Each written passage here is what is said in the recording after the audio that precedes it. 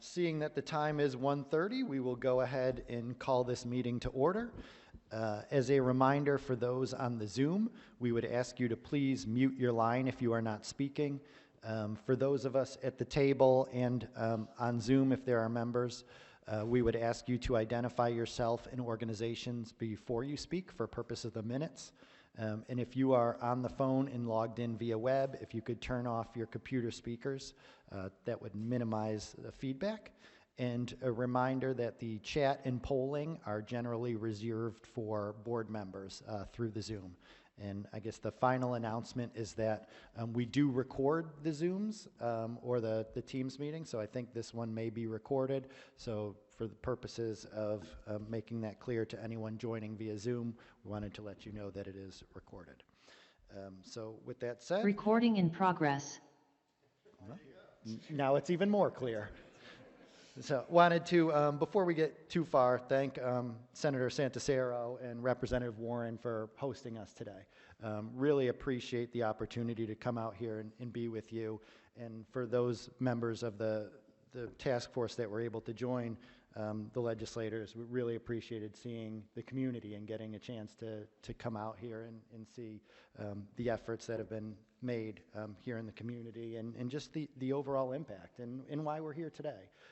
Is to talk about flood insurance and how we can make coverage more accessible, more affordable, and how we can help communities hopefully prevent flooding catastrophes, and if not, how we can mitigate following a flood catastrophe. So thank you both for having us. Thank you, Commissioner, and obviously I want to welcome you and the rest of our board members to Lower Makefield Township, which is in Representative Warren's district and my Senate district as well, and actually my hometown. I live about half a mile away from this building where we are today. Yes, we had that opportunity to visit two areas along the Delaware River and Canal earlier this afternoon as examples of where some changes were made to help mitigate flooding moving forward.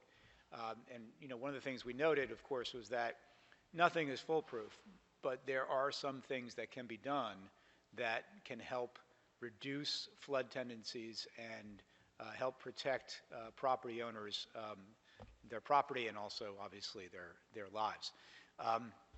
But this task force, of course, is tasked first and foremost to deal with the insurance issue and how we can hopefully make insurance more accessible and more affordable to people.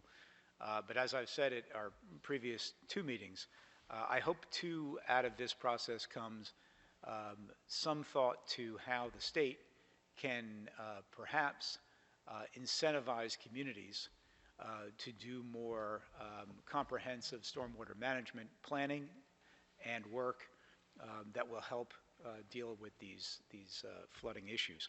A number of other states have undertaken some pretty significant investments in that regard. New York, for example, their Environmental Bond Act has poured billions of dollars into climate change mitigation, restoration, and flood risk reduction, also to incentivize resilient infrastructure. There are a number of other states that have undertaken similar efforts, and that's something that I hope this task force looks at. I see today we have in the audience Ben Weldon, who is a township supervisor in Upper Makefield, which of course was the location of the tragedy back in July.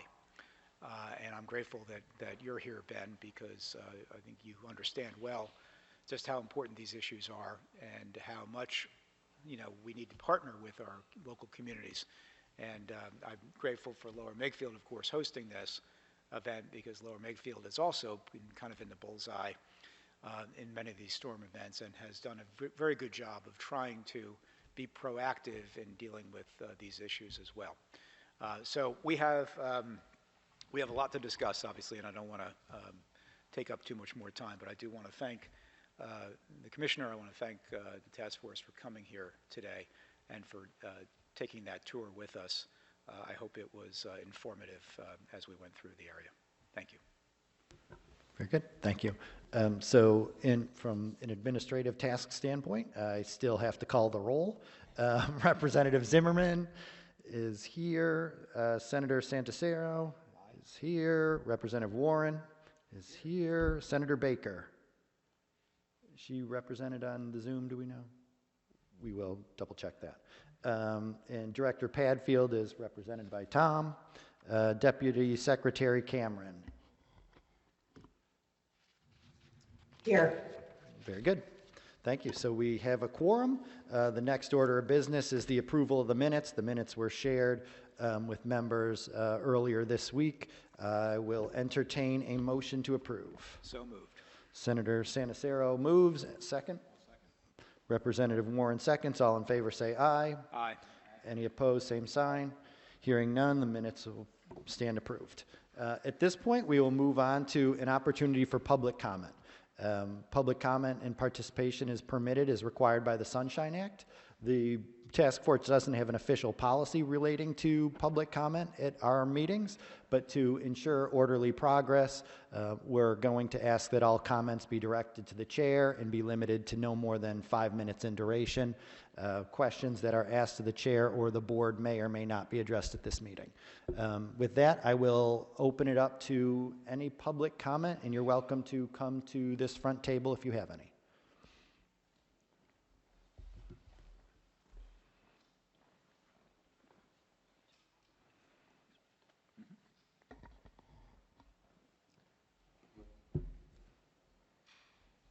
Hearing any public comment on Zoom, you'll have to unmute yourself in order for, oh, I'm sorry. Yep, come right ahead. Please introduce yourself.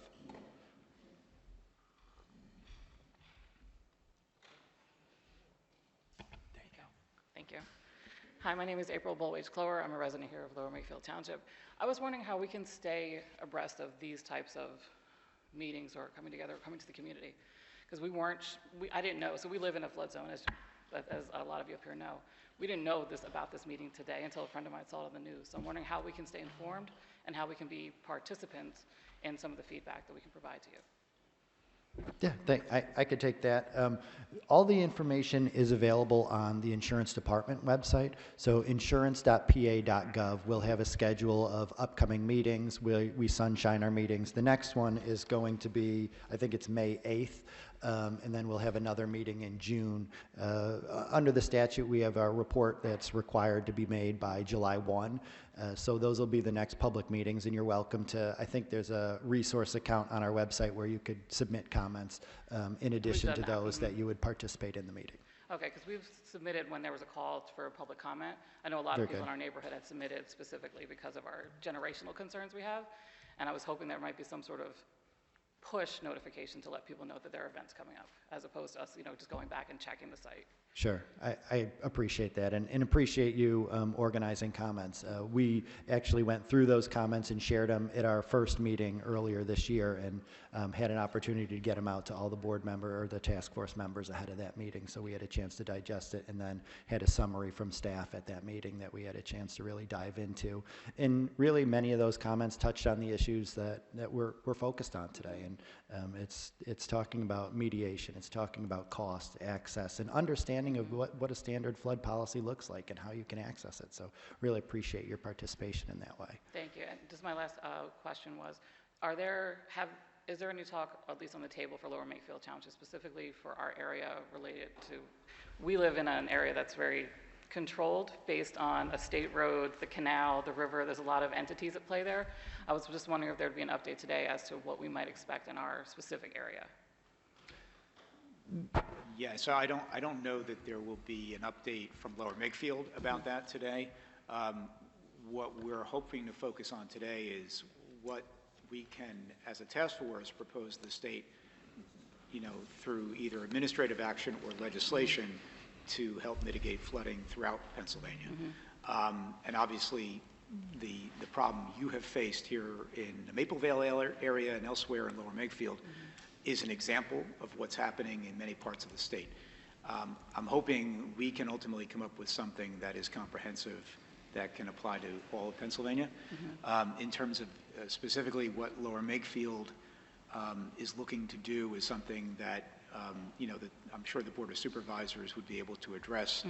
To the extent that there is a need for state funding various grant programs that exist already. You know, Representative Warren and I have been working closely at looking at those opportunities, and you know, we're going to be ready to help in any way we can as those types of grants become available. Okay. And I'm sorry, my last question. There was, I know we had talked at the Lower Makefield Township meetings before regarding PEMA, and that might be completely separate from this. Is that separate from the work that you're doing on the task force in terms of assistance to families who have experienced flood disasters? Or is that separate from?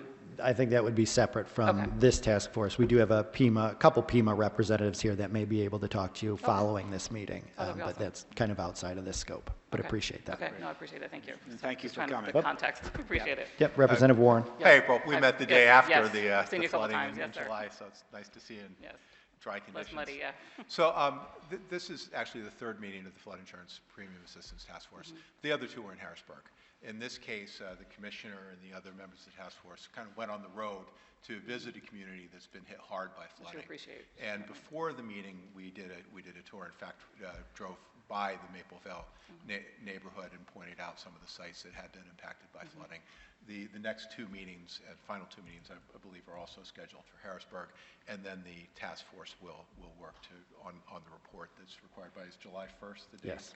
Commissioner. Okay, awesome. So it's good to see you, and I did recognize several of the comments that were provided to the whole task force as being from your neighborhood and as a result of that terrible flooding we had last summer. Thank So you, we appreciate you for coming. acknowledging that too. Thank you. Thank you very much. Thank you. Yep. Other public comment from the room? Okay. Seeing none, any public comment from the Zoom? Hearing none, we will move right along. The first presentation we have is from the Philadelphia Water Department. We have Sue Patterson from the Philadelphia Water Department, Planning and Research Team. She's the manager of the Flood Risk Management Group. Joining her is Elaine Montez of the Philadelphia Office of Sustainability Program Manager of Flood Resilience and Compliance Strategy, and the city's Flood Risk Management Task Force Chair, and Taylor Quinlan, Program Strategist with Place-Based Initiatives in Eastwick. So if the three of you could come up to the table, that would be great.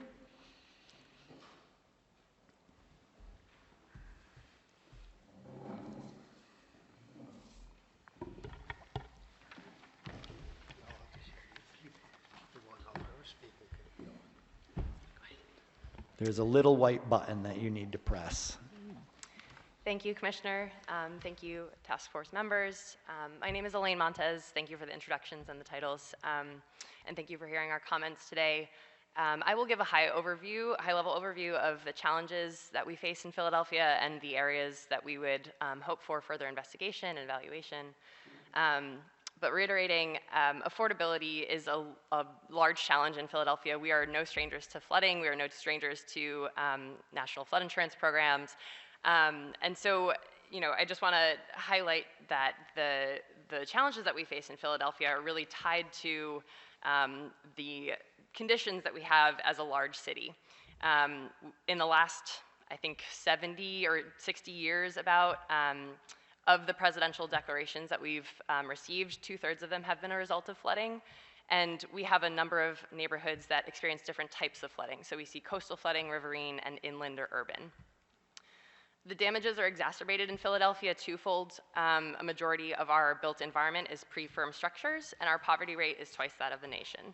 That creates major barriers for proactive and protective measures, namely flood insurance. So I have two colleagues with me, Sue Patterson and Taylor Quinlan, who are going to speak to flooding in Eastwick and Germantown specifically. But first I will give that high-level overview. So on the note of affordability, high premiums are prohibitive in Philadelphia.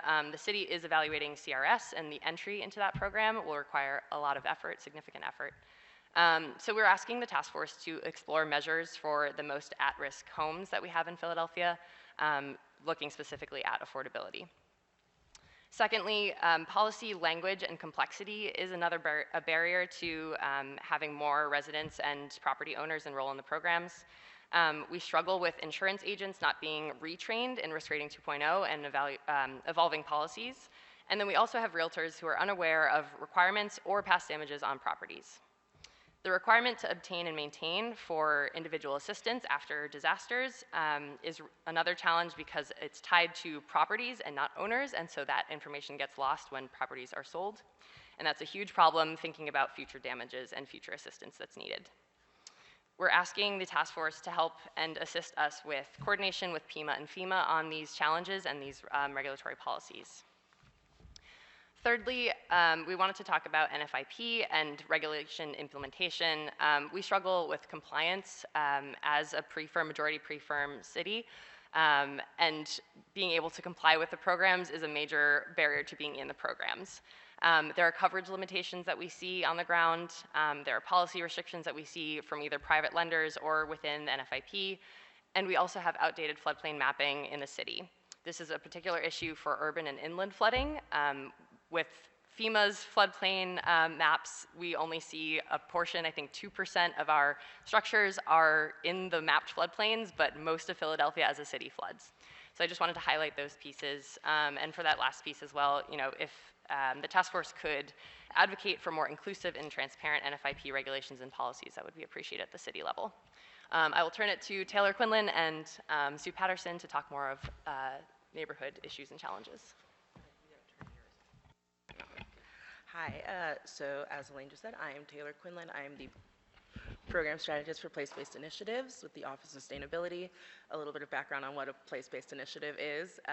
We work exclusively in Eastwick, bringing a whole-of-government approach to the community for issues around flood mitigation and quality of life, and communicating all of this information back to residents so that they can be engaged in the process, and also because they are the experts when it comes to flooding in their own homes. So I spend a lot of time speaking with people who've experienced this kind of flooding, and wanted to share sort of some of their perspective. A lot of these homes, especially in Eastwick, were built through urban renewal before FIRM, so that kind of makes the retrofitting process hard, and homeowners can't easily come into compliance when it comes to getting insurance. A lot of these people own their own homes and plan to own their own homes for the rest of their lives. A lot of them are older and on fixed incomes, which means that this additional expense is something that they did not plan to incur, and it's something that they really can't take. One resident in particular shared quite a few unmet needs with us. She said that after Hurricane Floyd, her flood insurance cost about $295 a year, and now she pays nearly $2,500. And that's something, yeah, like I said, for people on fixed incomes, people who, you know, anybody, you know, can't really take on an extra $2,000 that they don't plan for. And she wasn't told by her mortgage at the time that she needed flood insurance. So when Floyd came through, it was a lot of damages that she couldn't really afford. This also, when it comes to affordability, comes down to the indirect costs related to flooding. So if, like she said, her electrical appliances upstairs were fried from the flooding, but because it wasn't on the ground floor, it's not covered. That's another expense that most people, you know, can struggle with. And a lot of these people who haven't owned their homes pre-firm, who are now finding out that they need flood insurance when they buy them currently, are buying houses that might have seen some living space conversions in places where they really shouldn't be, which means that now their homes are out of compliance and really hard to insure, which, you know, is a problem because it's expensive, but also it's something that they didn't do. They purchased their house this way, and now they have to find a way around it. That's about it on Eastwick. Hi, Sue Patterson. I'm on the engineering staff at Philadelphia Water Department. And the reason why we're involved, of course, is that our infrastructure is impacted by flooding just as well. I brought you a party favor to take with you, which is 6 years worth of work for a Germantown study. The real one is about this thick. This is the edited version to give you a sense of scale. We have miles of sewer impacted by this, and none of it is in the floodplain. The result of the study was a selection of tanks, big tanks in certain parks, or a $500 million tunnel. In addition to that, and we're going now to the next phase, which is another study to look at the complex hydraulics involved in shafts of tunnels, that because they're in closed spaces, have pressure to deal with, and a little more community outreach. So we're taking the next level. Meanwhile, people are still vulnerable. All of our sewers, I'm in charge of a group that has built a stormwater sizing map in ArcGIS, and it allows us to change which storm we're sizing sewers to, and we're sizing our sewers to the year 2100 based on the work of our climate change group. So every pipe that goes in now, we're sizing to a storm event that is intense to the year 2100 as projected. But meanwhile, again, we're chasing the capacity issue, and if you have ever had the pleasure of walking in Wissahickon Park, you know that from Chestnut Hill all the way down to Tacony Creek, we have huge changes in terrain, and how we have been forced to rely on informing the public. Riskfactor.com, they publish it on all of the real estate for sales, but it's available to the individual homeowner to identify their risk. We direct people to that map now because we find in this particular area it's incredibly accurate. So it's a communication thing. All of these, we find that in this Germantown study area, there's a lot of renters. They don't know they need it. If they need it, they can't afford it. They don't know what's coming unless they talk to their neighbors. So affordability for what's going to be a 20-year project minimum for us in alleviating this huge area is huge. And assistance on understanding policies. Who to talk to. Even an insurance agent won't believe you need insurance in Germantown, right? So, so anyway, I'm going to share this with you and offer to share any technical information afterwards on our system and how aggressively we're following this. We're all part of the task force, and that's why I brought this team along today. So thank you. Happy to take questions. Very good. Thank you so much. And I have a number of questions. I'm sure that the task force does too. It felt a little bit, Elaine, like maybe you had listened to some of our first couple of meetings because there were some themes that I think we've talked about that came up as part of your presentation. I'm curious, you said Philadelphia is looking at joining the CRS. Is Philadelphia not in the CRS today? We're not a CRS community. I think because of the challenges of having so many pre-firm structures and being able to programmatically assign staff, dedicated expertise, I think Philadelphia is working to build that capacity, but we're not there yet.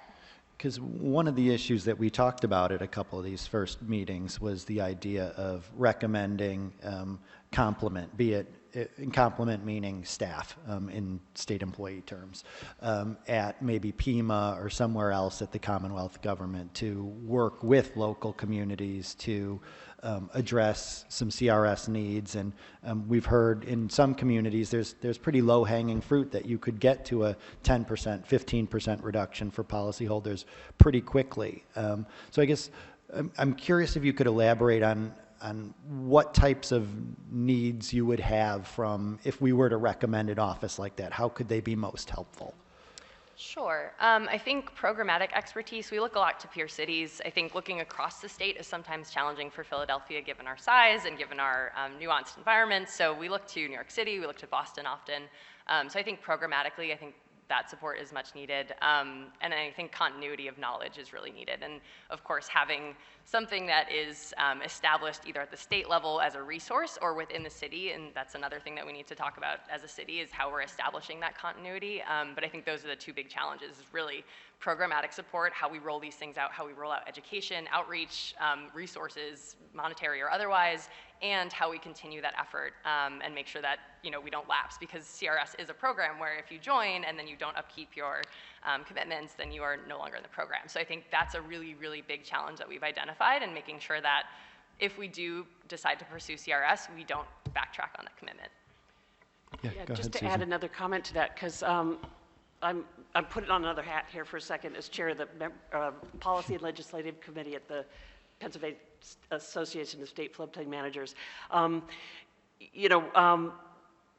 One of the things we talked, we've discovered, I was speaking to your assistant actually, that we've found out that we're missing there's not enough floodplain managers to go around, so there's some contract building code inspectors that service a lot of smaller communities, and they serve a valuable function, but they're not technically the floodplain manager. I can see a new structure that services floodplain management in a similar way. You know, I don't know if it's a contractor or if it's a state office that provides the similar service. You know, they go to one source that's continuous, that understands changes over time, and serves as a staff substitute for tons of small communities. We're big when we need it. I don't even know how they do it, right? So there seems to be a gap in, again, that continuity of knowledge. Staff turnover, we have staff turnover. Our emergency management has staff turnover. So it's a thing that you grapple with. So there's some level of floodplain management to address insurance in making sure that everybody's getting the right information and the same information that I think would be extremely valuable. Very good. I think one more question in a statement, another point that I think we heard loud and clear and that we actually discussed at our last meeting was just education from the professionals that are there to help homeowners. Last meeting we had a panel with realtors, with a representative of the banking industry, and with insurance agents. And one of the areas that we talked about was continuing education requirements. So potentially legislation that would require that as part of, at least in my world, an insurance agent needs, I think, 20 or 24 hours of CE every 2 years. So rather than add 2 hours, maybe we would just require that 2 of those be flood insurance if you're going to sell a homeowner's policy. Because, I mean, 2 of the issues that my staff hears when they go to communities after flood are, it's always, I thought my homeowners covered flood, and it's always, I didn't think I needed it, I didn't think I could get it. So I guess that's 3, not 2. But nevertheless, I think that is certainly something that we've all talked about already at the last couple meetings, is making sure that we can get the best information to those people that need it at the time that they're making these really life-changing decisions. When you buy a house, I mean, that's one of the biggest expenses you'll ever have. And I mean, where these disclosures come in is, I think, part of that conversation as well. And at the risk of talking too much, the final question would just be, you mentioned better coordination by FEMA and PEMA, or helping to coordinate PEMA and FEMA. What does that mean? I just want to address quickly something from your last statement to Sure. your last question. To add a layer onto the support that you were recommending for agents and being retrained, I think also having retraining specifically for pre-firm structures and out-of-compliance structures is really, really important, because in Eastwick we see homes that are 2-story, they're the same exact homes with the same exact agent, and they have 2 different policies that cover 2 different things, just based on house structure. I'm not sure where that discontinuity comes from. So just a comment on the last one. But in terms of coordination with PEMA and FEMA, you know, I think something that we're seeing, and of course with turnover and, you know, knowing who to contact and having new staff on the city side, I think a lot of that coordination around education and outreach is needed. So, you know, on the internal side, knowing what homes are at risk or what the data is, because in my time with the city, which has only been 2 years to this point, I've requested data once, but that data gets updated. And so there's this whole request process of how to get data and how to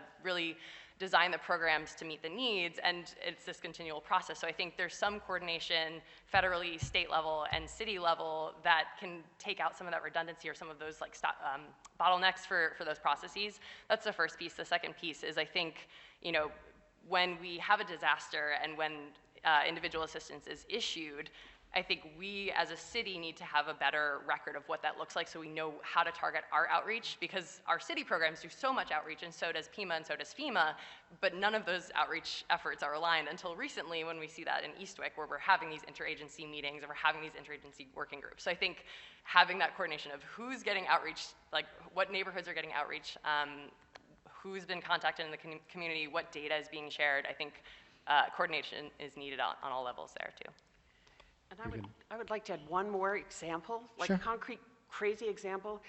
Retired engineer lives in Eastwick, right? So he got impacted 8 feet on his garage 3 times.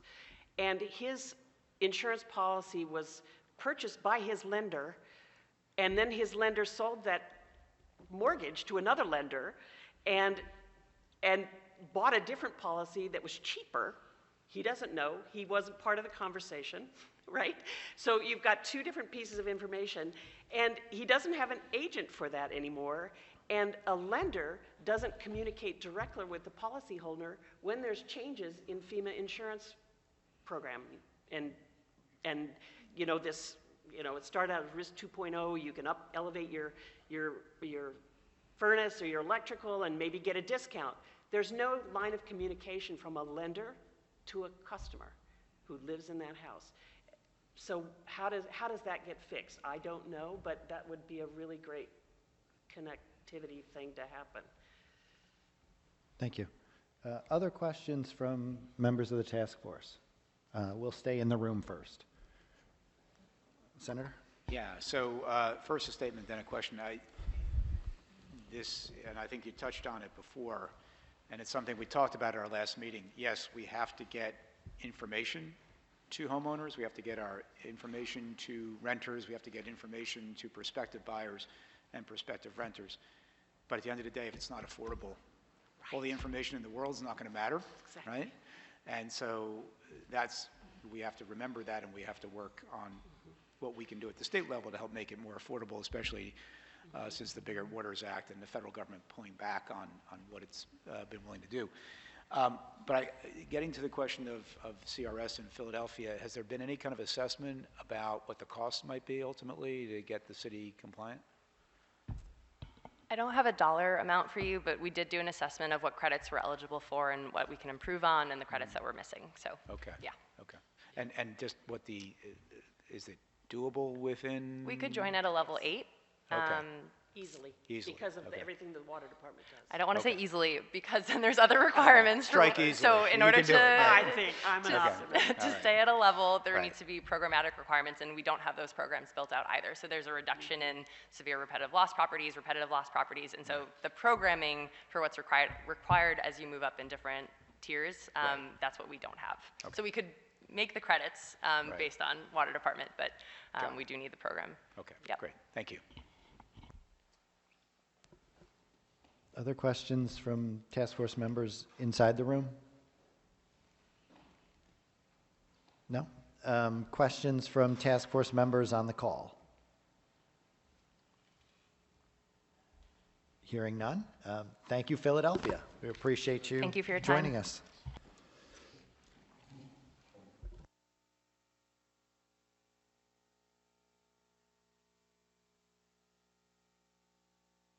Thank you. Do we have this electronically also, so we can make it available? Okay, very good.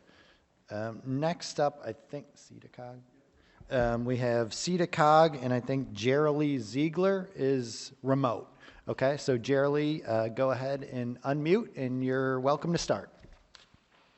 Hi, good afternoon. Can everybody hear me okay?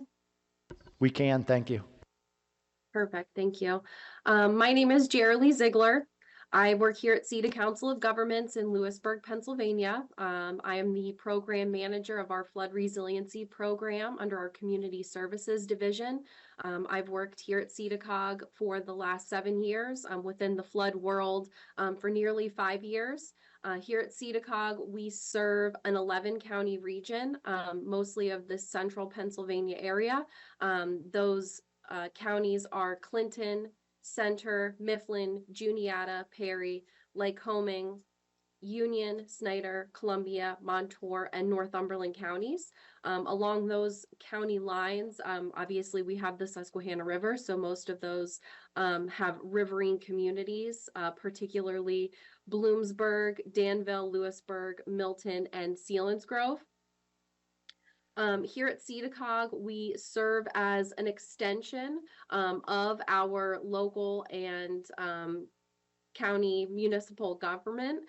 So for those that don't have the staff capacity, we step in to assist those areas for whatever they need, whether that's professional or technical assistance.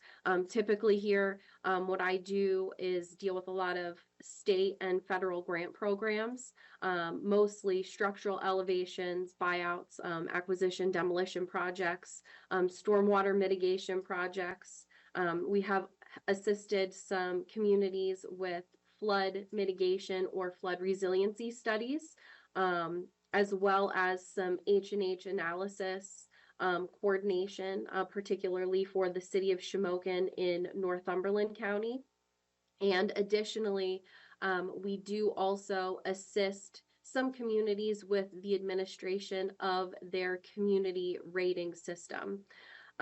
For those that we do assist the community rating system, with that being kind of a hot button topic from the previous discussion, we have been assisting Renova Borough in Clinton County since 2018 to get them into the community rating system. We are now finally getting them into the program, really.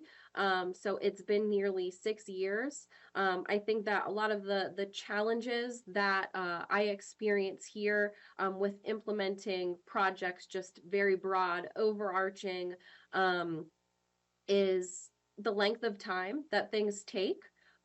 Whether that is awarding grants or getting certain items to roll out, particularly like the community rating system example.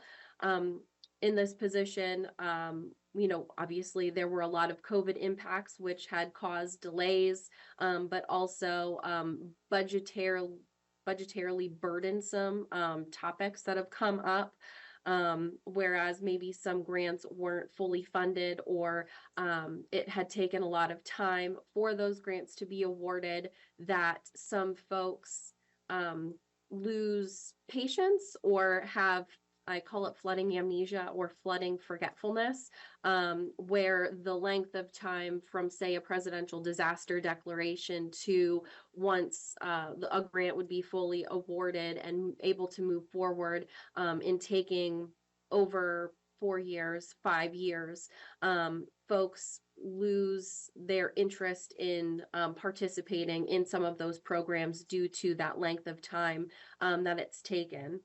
I think a lot of our administrative burdens that we see here are particularly in the grant world, with low administration costs being written into the grants. So there are either minimal or a very small percentage for us, to come in to assist our municipalities. And I think that another burden that we really find, particularly with risk rating 2.0, the rollout of that information. Obviously I'm not an insurance agent here, but trying to get good flood information out there, and just trying to find good, clear communication channels of why does something work here in this grant program, but not necessarily here in the flood insurance world, and so on and so forth. And I think just really trying to keep our rural communities, in the forefront, of our minds. I know that a lot of the grant funds go to some of our, big cities, the Philadelphias and the Pittsburghs, but just not forgetting about our rural communities, particularly within our riverine communities. And that's really all that I have, unless there's any questions for me. Let me open it up to questions from the task force in the room. Open it up to task force members on the phone. Jerry, I do have one question, because as you probably heard from the earlier part of the conversation, I think in some form CRS is going to work its way into the report of the task force. You mentioned it took 6 years for Renovo to get there. Just interested if you could share some additional thoughts on kind of the CRS, the steps it takes to get there, what you think could be helpful from the Commonwealth to try to get more communities involved in CRS and moving up the stair step faster. Yeah, I think it's really difficult. You attend a lot of trainings or webinars, or you hear, oh, just join the community rating system. And folks make it sound like it's relatively easy, while the steps aren't necessarily difficult per se. At least in my experience, it was just following up.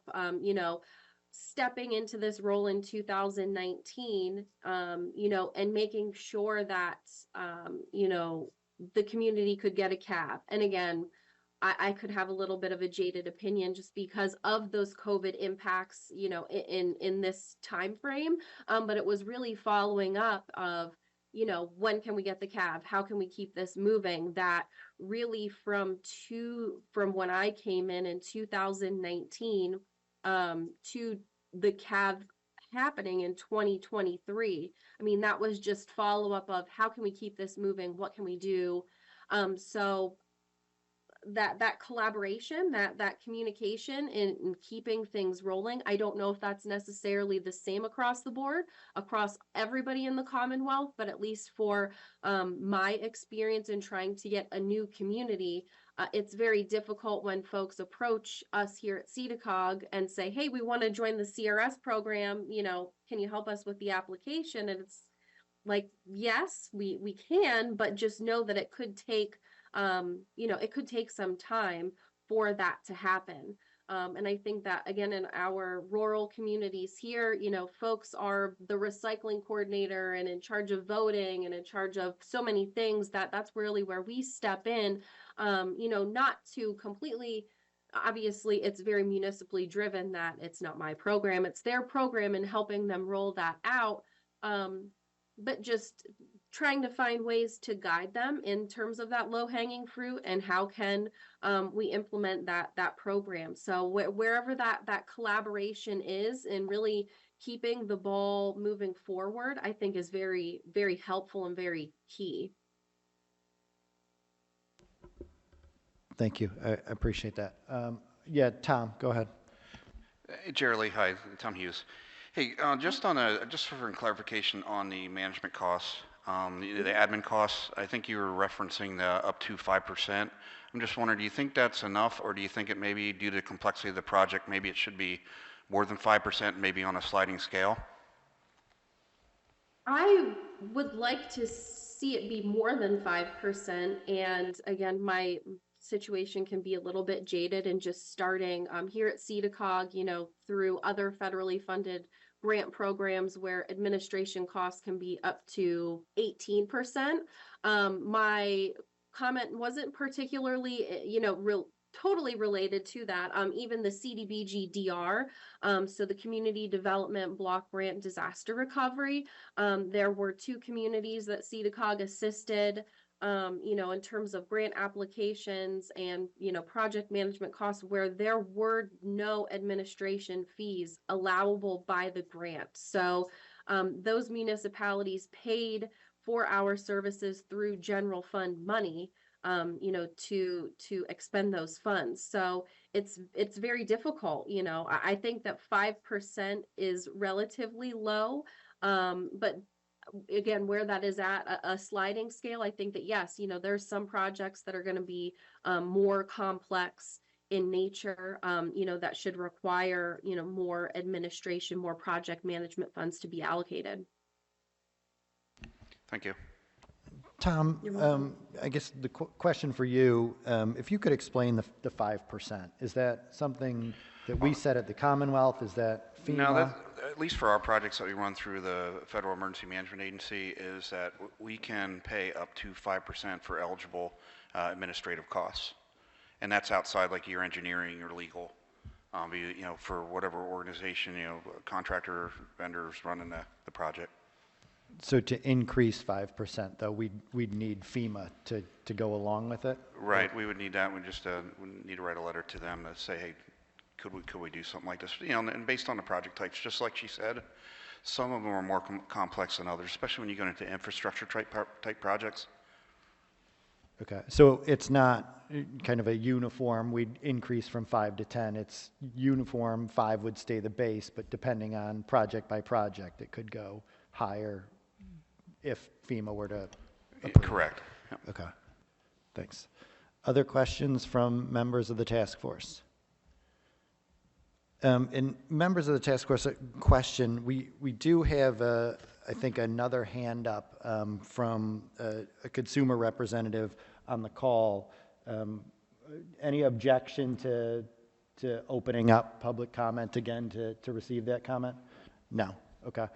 So I think Amy Bach, Executive Director with United Policyholders, I believe your hand is up, and you are open. Commissioner, I really appreciate the work that you're doing here, and my only contribution that I can make, kind of coming in at this session, is hearing the previous speaker use the word low-hanging fruit. It was the exact words I was going to offer. That there is a you have a dual role, both at the NAIC with your fellow commissioners, and also as a member of the Federal Advisory Committee on Insurance to the Treasury, with FIO. So maybe there's an NAIC staff person. He actually works as for the organization that keeps an eye on insurance regulation across the country, who has been helping his Long Island town try to get the CRS designation. And every time I see him at a meeting, and this has been going on for years,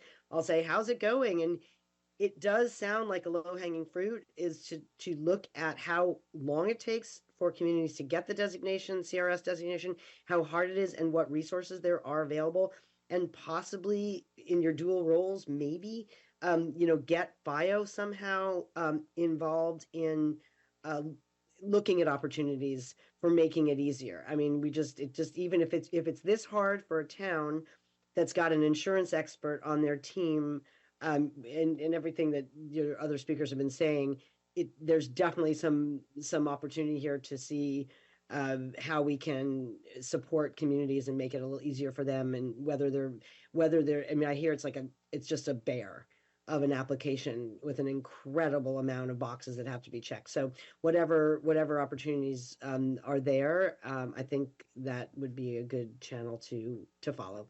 And thanks again for the work that you're all doing out there. Thanks, Amy. Any questions for Amy? No, hearing none, we will move back on agenda. I think Yardley Borough Elevation Project Manager Susan Mazzatelli is here, and potentially others with you, or just you, Susan? Just you. Ooh, uh-oh. Okay. So, Commissioner and the task force, thank you for having me, first of all. I want to give you a little bit of background. I have 20 years experience as a flood mitigation consultant. I'm a certified floodplain manager. I have a long-standing relationship with PEMA and FEMA. I basically handle mitigation projects in New Jersey and Pennsylvania, elevations of residential homes. One of the biggest projects I have right now under my belt is as a result of the remnants of Hurricane Ida and the acquisition project that PEMA and FEMA have so kindly awarded tens of millions of dollars to provide relief to homeowners in Montgomery County and Bucks County.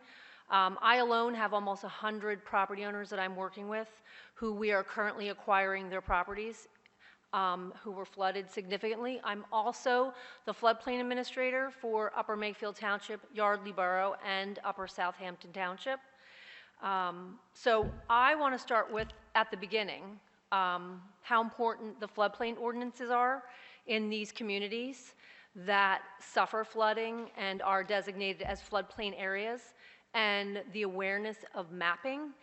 Being a floodplain administrator and seeing the damage and the mitigation that I've experienced and helped homeowners with and municipalities with for the past 20 years, it's really important to enforce the floodplain ordinance. I have the ability to do that as a floodplain administrator. I have a great relationship with these communities because all permits go through the building department and then come through me. And we make sure that we are keeping these homes in compliance.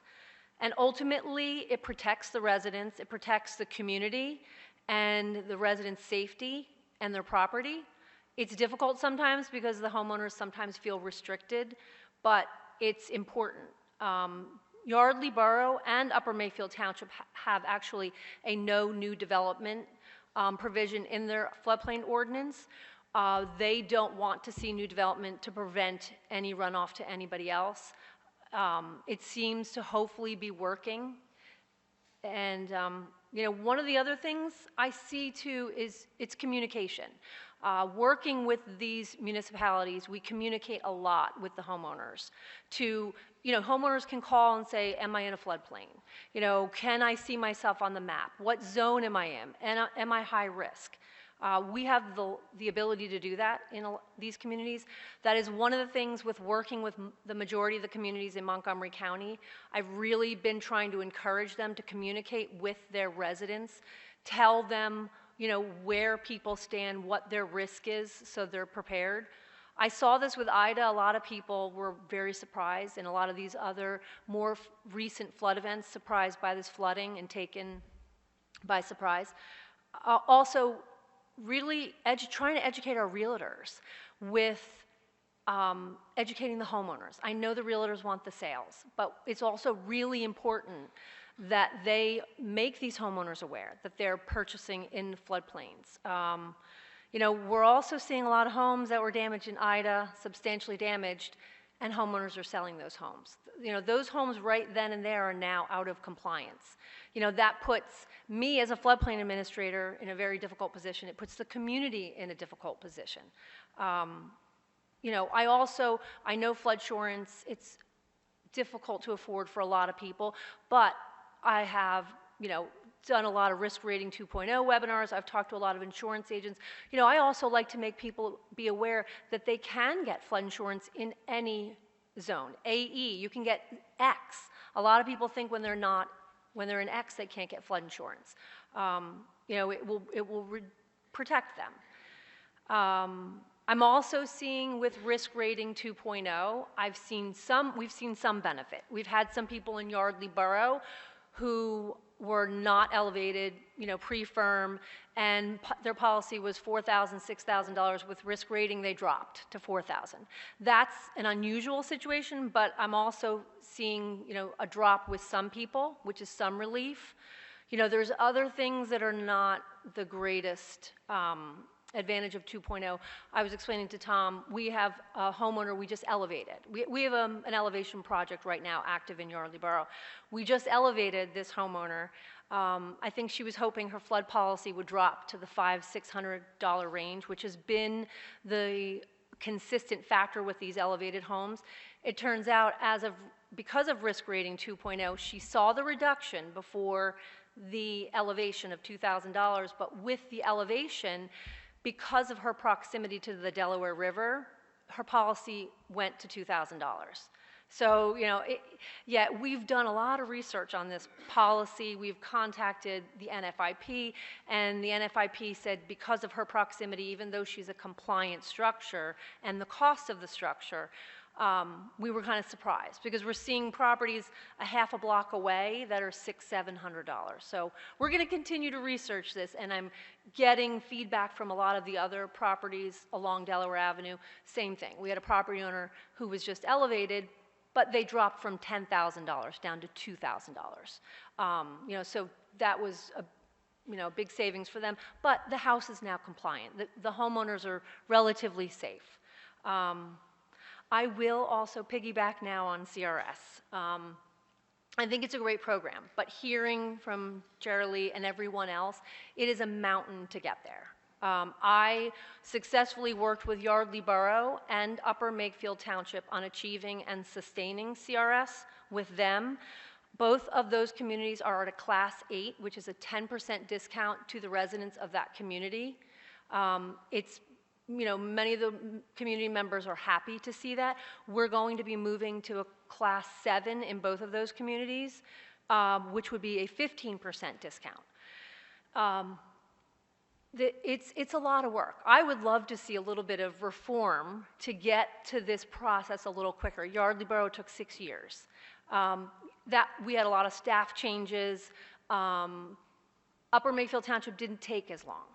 But the benefits I do see with CRS number one, are the benefits to the homeowners. It's an automatic discount on their policy. Is with CRS, you are, as part of this point system, to get these points to get your percentage higher, outreach is a really big activity. I think outreach is really important because you, as part of this, you're sending letters to the homeowners in the floodplain saying, you're in the floodplain, we want to warn you, contact the office, we can tell you where you're located, you can come look at any elevation certificates. It's really putting people in a situation of awareness that maybe they didn't know. We communicate with the realtors as part of the CRS program, explaining to them, listen, please explain to these homeowners that are in the floodplain, tell them flood insurance is required by a mortgage company. Open space is another really big priority for CRS. I'm trying to encourage a lot of these communities in Montgomery County who are acquiring, 10, 20 homes to apply for CRS, to make the discounts available to those people with flood insurance. You get credit for elevations, higher regulatory floodplain ordinances. It is a low-hanging fruit. It is a way to get the communities who really have these higher policies and maybe make it a little more affordable to somebody who might not buy a policy. But the other thing I did see, and I have seen with Ida, is probably at least a third of the 100 homes that I'm working with, those people did not have flood insurance, or they did not have enough coverage because they couldn't afford it. And this is what each person told me in that situation. Somebody only took out $30,000 in flood insurance because 15 years ago when they lived in that house, they could fix the house with $30,000. As a result of that, we had a number of homeowners living in hotels. Between the time we applied for these IDA grants, I applied on behalf of these municipalities, and by the time these projects were awarded, these homeowners, a lot of them had to live in hotels because they couldn't fix up their homes. They didn't have anywhere else to go. They didn't have the money to purchase, another home. So that's one thing I saw. I wish we could make it more affordable for people somehow to encourage them to buy flood insurance. So if they are in that situation, they see the relief that they need. That kind of piggybacks into mitigation. I'll start with the hard part about it. One of the major programs that I deal with Tom is the FEMA non-disaster program, which is the Flood Mitigation Assistance Program. It is available every year. It's available to homeowners usually for higher risk. Higher risk is ranked higher, homes that are severe repetitive loss, who have had multiple flood claims or repetitive loss. Though if the municipalities want to take on applying for these grants, those homeowners are required to have NFIP flood insurance before they'll even be considered for these programs. The downfall is with a lot of these programs, and you can apply in November, and you won't even hear an initial identified for further review or anything from FEMA 7 to 8 to 9 months now. And then it goes into a whole other process of environmental historic preservation review. From the time the application is submitted, it can take 18 to 20 months before a grant agreement will hit the township. IDA, the IDA funds and the COVID funds for the disaster in September of 2021, we thought we could move that program as quickly as possible, or Tom and FEMA did. We didn't see our first acquisitions in Montgomery County until July 31st of 2022. And that was me pushing and pushing and pushing, and people getting tired of listening to me, asking to give these people relief. One of our communities, Lower Providence Township, we are waiting for our FEMA money now. That's the challenge with these programs. We can't offer assistance fast enough, especially for these homeowners who were no longer in their homes and couldn't live in these homes. But there's also the disaster program too, which when we're a declared disaster, that was the IDA program. That was a huge project. And I'm glad to see that FEMA and PEMA awarded as much money as it did to the state of Pennsylvania. There's also, as far as mitigation, Commonwealth Financing Authority, the CFA program, that is a program that's closing May 31st. That is also for mitigation. These are all programs that the municipalities have to apply for on behalf of their homeowners. That can be for acquisitions, for flood control projects, a 15% match. I just submitted an application today under the DCNR program, which is the C2P2 in Hatfield, to acquire a substantially damaged program. It didn't make it into the IDA grant with the other homes in the municipality. That's a 50% match. But getting back to the grants, I want to piggyback on Jerry that management costs should be reassessed. You know, on these big projects, when they're $8–9 million, there's plenty of money. But on these smaller projects that I'm working with one community, you know, I'm doing everything. I'm doing the engineer's work. I'm doing the project management. You know, I'm doing all the admin. You know, it would be nice for FEMA and PEMA to reconsider, especially on smaller projects, because the engineers don't have a cap. The legal don't really have a cap, but I have a cap.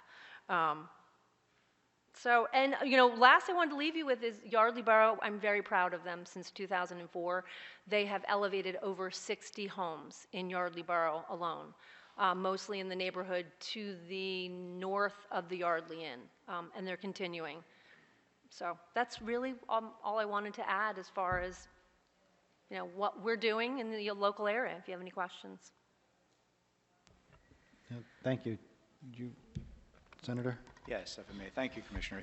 Susan, it's great to see you. Thank you. Thank you for having me.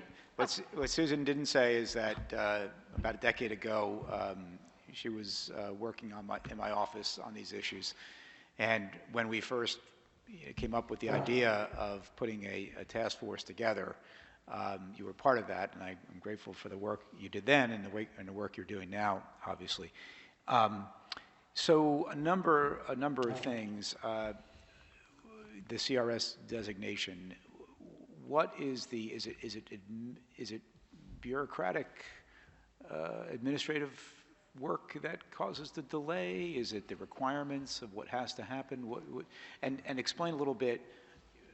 You know, you're saying Upper Makefield and Yardley are going to move from 8 to 7. Tell us what that involves, just so we have a better sense of it. So, well, I'll start with the beginning. There's a process to a community wanting to seek CRS designation. Right. The community would reach out to CRS to start and say, listen, we are interested. You know, you would be assigned a representative from Verisk or CRS to come to your community. They do what we call a CAV, or a community action visit. And they will, you know, you get out everything in your floodplain and, you know, your list of your NFIP list, RL list, SRL list. They assess all of the pre-firm buildings, post-firm. Pre-firm is anything that is not elevated and compliant. Post-firm is something that is compliant with your floodplain. So then what happens is the CRS representative will say, okay, just to get into the program, we want, you know, we need to see your building folders. There's a lot of documentation that is required, and it is understandable because CRS is supposed to be a reward for, you know, adopting higher regulatory standards and really being a steward of your floodplain. So it's just a lot of back and forth. And if you don't have a dedicated person, a floodplain administrator or an emergency management person to take, it's a lot of paperwork. It's a lot of paper pushing. Once again, I think like Jerry's situation, Yardley was a lot of staff changes. Upper Makefield, their process actually moved a lot faster. It was a 2-year process. So once you get through that initial process, you know, there's a lot of time on the CRS side. You know, they're really busy, so it's like we're kind of waiting for them to review everything. Then they get back to us, and then they'll, you know, CRS will say, okay, we can get you in if you have elevation certificates on file. If you have some basic, you know, point grabs, you can get in at a 9. A 9 is a 5%. So, you know, there's basic activities, and CRS has a list of all these activities of different things of where you can gain points. As I was saying before, open space is a very big point grab because, you know, you're preserving space in the floodplain, and it's only floodplain activities. You know, Yardley Borough and Upper Makefield Township. So can I stop you there? It's only floodplain activities. Only floodplain activities. But that ignores the fact that open space acquisition upstream, not in the floodplain, right, can have a direct impact on Yep. what happens in the floodplain, right? Exactly. So is that something that we should advocate for in terms of changing the process? Yeah, I would love to see it. I mean, even expanding out into what we call Zone X, which is really not a high risk. I mean, it's in the floodplain, but that's where we're seeing a lot of flooding. And I think right now, Tom, it does exclude out property in X. But it would be great to see expansion of, okay, maybe it's not 30 points for 5 parcels of open space in the floodplain. Maybe if you had open space outside the floodplain, it could be half the points. Because if you can encourage municipalities, the runoff is coming not from the big rivers all the time. It's coming from the small creeks. So if we can encourage upstream, open space preservation, I think it would definitely benefit everyone. So, for example, in Lower Makefield years ago, when we passed the low impact development ordinance, which applies to the entire town and is meant to focus on recharge of stormwater on site. Yes. That only currently is counted in those areas where it's applicable in the floodplain. Right.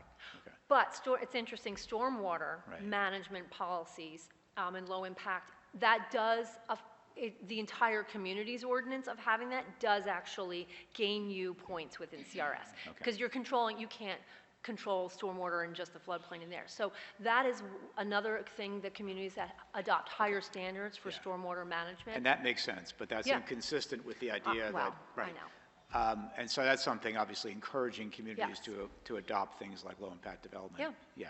So the distinction then between, say, 8 and 7 or 7 and 6 is really how many more of these things the community is doing. Exactly. And the points actually break off in 500-point increments. So you go in at 500, then at 1,000 you move up, and then 1,500 you move up. And, it's not that hard. I mean, we in both Upper Makefield and Lower Makefield, by all the things we keep finding that we're doing, we're getting points here, we're getting points there. And believe it or not, one of the biggest things is outreach, just sending letters to homeowners. Social media posts, like Upper Makefield Township posted this morning, this road is closed, that road is closed. Just by keeping a log of those things, encouraging people to come in, they can look at their flood maps, we'll explain. A lot of it is outreach and really keeping the community aware of what's going on. Higher regulatory standards, elevations, acquisitions. So there's so many different categories, and there's a lot of categories that we look at, we're like, we're not even gonna touch it. But we know where we can continue to increase points and get over that threshold. And it's nice because CRS actually will give you a snapshot of like what your community savings could be on the whole. It's just a lot of work. If there's some way to work with CRS to kind of make it easier for these little small communities who might not have a dedicated staff person and maybe help them, assist at some point. Because we do an annual recertification, and it's not a lot of work, but we keep track of this stuff all the time so that when we get to those points, we have everything ready to go. Let me ask you, of the 54 municipalities in Bucks County, just as an example, do you have a sense of how many of them approximately have dedicated floodplain? Oh, how many? Yeah. I don't know. Honestly, I mean, I really don't know. Okay. And getting to that point, in Bucks County, I think there's only 4 or 5 communities with CRS status, Lower Makefield being one of them, Yardley Borough, Upper Make, and I forget there might be 2 others, like New Hope. So it's definitely a place to look for reducing, but it would be nice to see flood insurance be just at least a little more affordable one way or another for people. Well, and that's absolutely the case. Again, not to beat a dead horse on this, but the truth of the matter is that is a major, major problem. It's been that way since Bigger Waters. So that issue, I mean, it's startling that there are only 4 communities because it's not just the communities along the Delaware. I mean, we have the Neshaminy, we have a number of other creeks and streams that regularly flood and cause problems. So the fact that those other communities are not there, I guess better understanding why that's the case, whether it's an education piece, number 1, 2, the capacity, the challenges, as we heard from Philadelphia earlier, of getting into the program, and then the length of time it takes. And so what we as a state can help on each of those issues is, I think, important. I did want to piggyback that every community that is NFIP participating community, the ordinance does require a dedicated floodplain administrator. Okay. But a lot of communities just use their engineers, and that's okay, that's fine. It just, there should be someone that every permit goes through to make sure that we are enforcing the floodplain ordinance. Yeah, and I suppose it's fine provided the engineer is not otherwise overwhelmed with all the other duties that the engineer has to take. I mean, and that's a, I get that's two, fine. 3 permits a week that I'm reviewing, which Right. you would think, but we Yeah. do everything, you Right. know, signs and Right. fences. Oh, I forgot, I did want to fill you in about Yardley Borough and looking at mitigation and some easier projects. So our borough engineer and the borough, they're actually looking into, on Morgan Avenue, Morgan is called the Flats. Right. And that is one of our highest, most repetitive flooding neighborhood. We mitigate a lot of the properties. But there's actually so it's sandwiched between the canal and the river, and then there's also a pond. Right. Well, we see a lot of water retention, and it's not in a storm like this. It could just be, you know, for whatever reason. So the borough is actually looking at some grant money to hopefully mitigate some of that, you know, stormwater issue, because it's flooding some of our property owners in a non-storm. That is a nice, hopefully easy project that we're going to see some money quickly. I'm sorry, I don't remember the grant program. Those are things we're trying to look into also in the borough, if we, you know, because we can't always go after brick money, you know, for longer, larger projects. But the borough's also trying to look at those kind of programs to see what we can do to just mitigate some of the water in the interim. Great, thank you very much. Thank you for Chair. having me. Representative Warren? Oh, nope, you're still here. Still talking? Okay, all right. Sorry. Hi, Susan. So, what's the typical cost range of a residential elevation project? And then related, how's the cost tend to be allocated among grants, municipal contribution, if any, the homeowner, property owner's contribution, and do flood insurance carriers pay for elevation in response to a flood insurance claim? So I don't want to steal Tom's thunder. I'm not sure how much Tom's going to speak about this.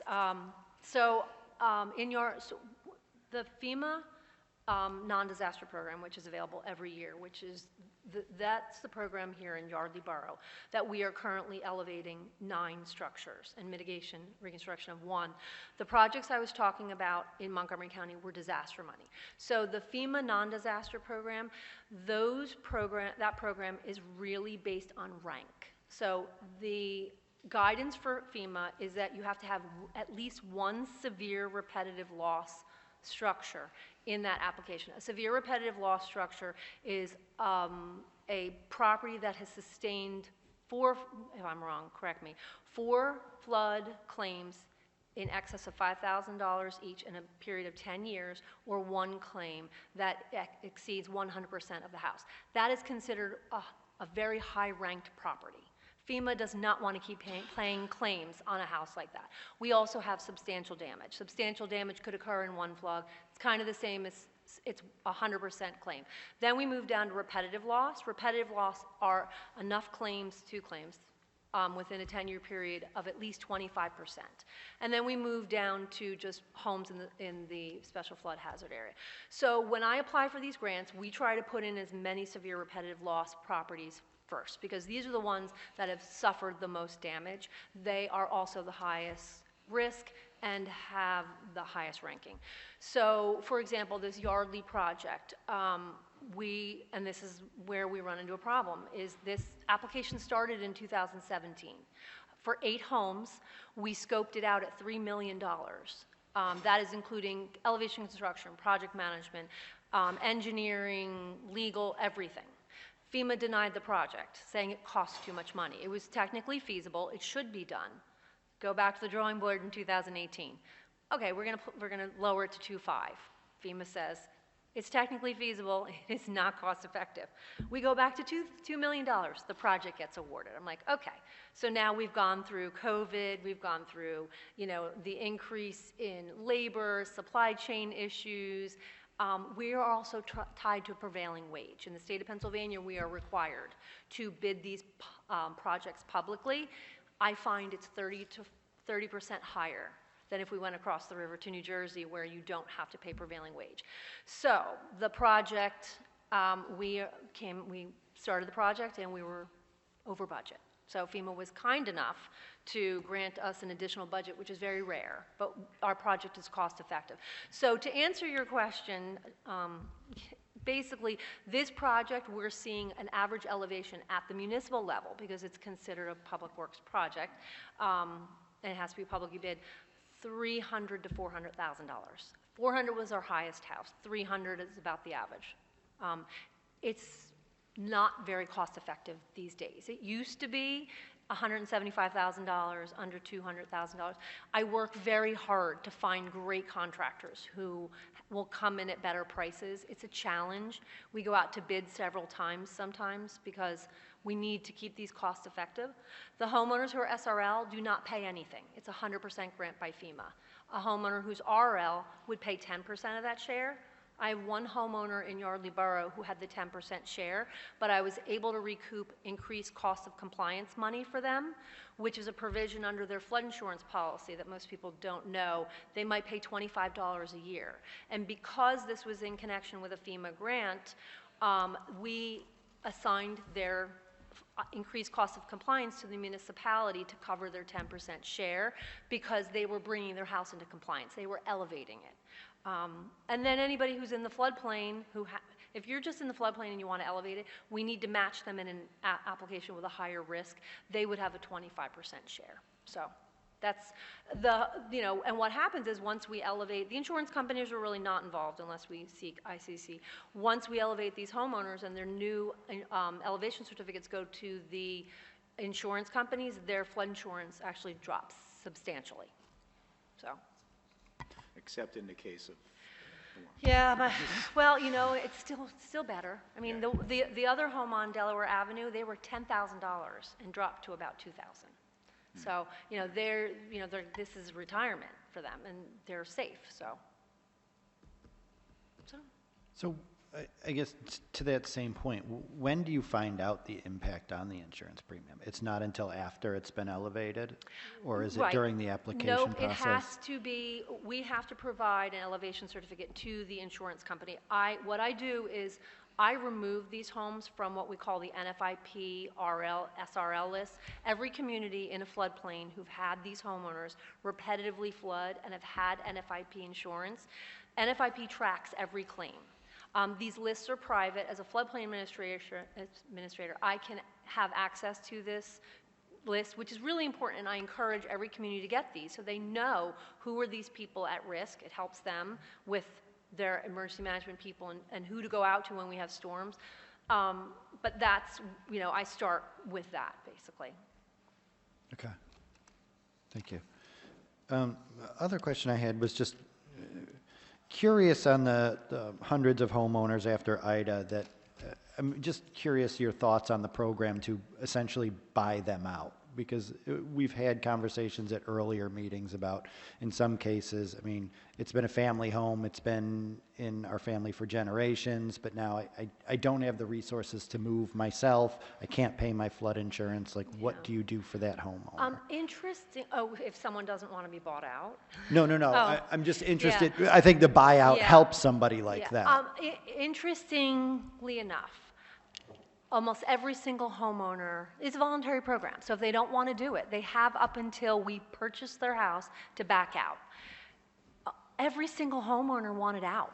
And I'm amazed, because even after 2 years, and we're dealing with appraisals from 2 years ago, these homeowners are like, I can't do this anymore. On a day like today, or a day in December when we were closing, they just don't want to live there anymore. They've lived through these floods over and over and over again, and I haven't seen, I've had some tears at closing but everyone was ready and willing to go and happy. So it's kind of ironic, but these people just get to the point they don't want to do this anymore. And it's the best solution for these communities and these communities that have agreed to this. I mean, Upper Providence Township alone is acquiring almost 38 homes in one swath in one neighborhood. Mm-hmm. And it will be open space and everyone can go back, and it's right on the canal, but it's too devastating. These people get post-traumatic stress disorder. They worry every time it rains. They move everything upstairs. So they were happy to have that opportunity. And being that a lot of these people didn't have flood insurance, they would not get these acquisitions in the non-disaster program. So, for them, this was their way out. And a lot of these people realize, I probably can't sell my house on its own, the way it is. So it is providing relief. It just took a little longer than we had hoped. And PEMA has a similar program independent of this program, or I thought we had talked about that. I mean, just what she's talking about, the Upper Providence, Lower Providence, Collegeville. We did a lot of homes. They get a appraised value, fair market value, as if the event never happened, and then we also pay for the closing costs and a 1% on either side. So it is a better out than what they had before. If they tried to put it on the open market as is, they're not going to get the worth prior to the storm. And we're also running a program with the Department of Community Economic Development using the Community Development Block Grant disaster recovery funding. We've done 2 programs for them already, and we're going to be doing a third for Tropical Storm Ida in those affected counties, to where that'll be 100% paid for. But again, run the same as FEMA. We'll still need to make sure that they meet the eligibility requirements of not only just FEMA, but also the HUD requirements. Yeah, the homeowners in Ida, it was 100% acquisition, so they're getting full value of the appraise and all the closing costs. Is there a way to scale a program like that up so it's more broadly available than kind of on, it sounds like today it's on a one-off basis almost after a storm or? No, we also have the non-disaster programs I talk about, and that, those are highly competitive though. Yeah. So, our numbers are a lot smaller than what the state has more say for the hazard mitigation grant program than they do for, and CDBG-DR probably too, than they do for the non-disaster programs, the 2 FMA and BRIC, Building Resilient Infrastructures and Communities. I'm just curious, just the scale of individuals you think that would appreciate assistance moving out, but maybe don't qualify for programs like that today. Yeah, I mean, I think it would be the community's job to approach those communities, and that's what we do in Yardley Borough. We are constantly reaching out to our homeowners and saying, okay, is there anyone who's interested in an elevation grant, or Upper Mayfield Township, they're more interested in open space. It's really up to the communities to kind of survey the homeowners and look at their lists. Start with getting the NFIP list or the people who they know are higher risk, and say, are you interested in something? We may be able to provide some relief. It may not be immediate, but would you like relief? And once again, it is a nationally competitive program, but it seems like FEMA puts priority over acquisitions. And then you're completely eliminating risks. Elevations are expensive. They're very expensive. But Yardley Borough could not afford acquisitions, nor do they want, that would ruin their neighborhood. So it's been working for them, and we make it work. I would also add to that, those communities that look at pre-disaster recovery planning are the ones that are ready to go, that know we've had a problem there, frequent flyers, from these events. That, just like she's talking about severe repetitive loss, the repetitive loss properties they already know, and that, okay, when it comes time for a disaster, they use that as an opportunity. And that, cuts down time on when that application gets put in and when those survivors actually get acquired. Yeah. I mean, September 1st, we had the disaster. I was meeting with municipalities in October. So they were ready to go hit the ground running, and they've had a lot of experience with it. So it's really just, and kind of focusing on the smaller communities who might not know. I was, PEMA reaching out or FEMA reaching out to those little communities, and they are, after these disasters, and saying, like, let's assess what's happened, how many flood claims you've had, how can we make it better. Yep. Very good. Any other question? Yep. So just a little bit different question, but thanks for all the comments, and maybe somebody else can help answer this a little more as well. But with all the municipalities in this region that have delineated floodplain area, they all, can I assume they all have a floodplain ordinance? Yes.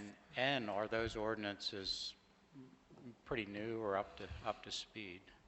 I think it's been Well, Yardley Borough adopted theirs, I think, in 2005 or 2006. So there's really been a big push in the last 15 to 20 years. I know there are communities out there who adopted earlier, but yes, in order to be a participating NFIP community and provide your property owners the ability to get NFIP-backed insurance, you need to have an active floodplain ordinance. So it is really important. And I mean, I don't even know how many ordinances communities in this state, but there's a lot.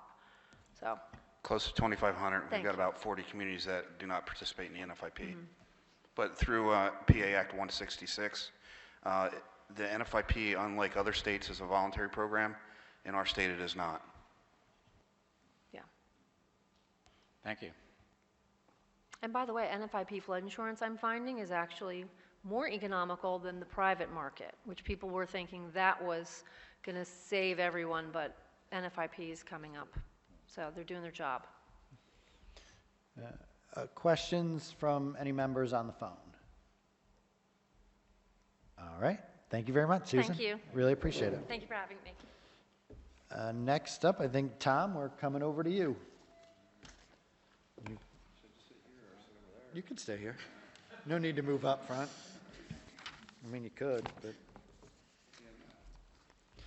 I have bifocals, so this would be better for me sitting here, I think. All right, Rick, are you on?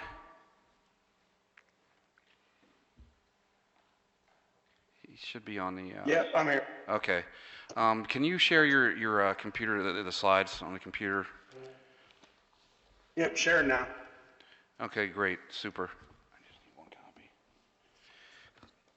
What's that? I think everybody has a copy here. Okay. Yeah, I didn't know how much time I was going to have, so I kind of have some disjointed slides here, but we'll get through it. All right.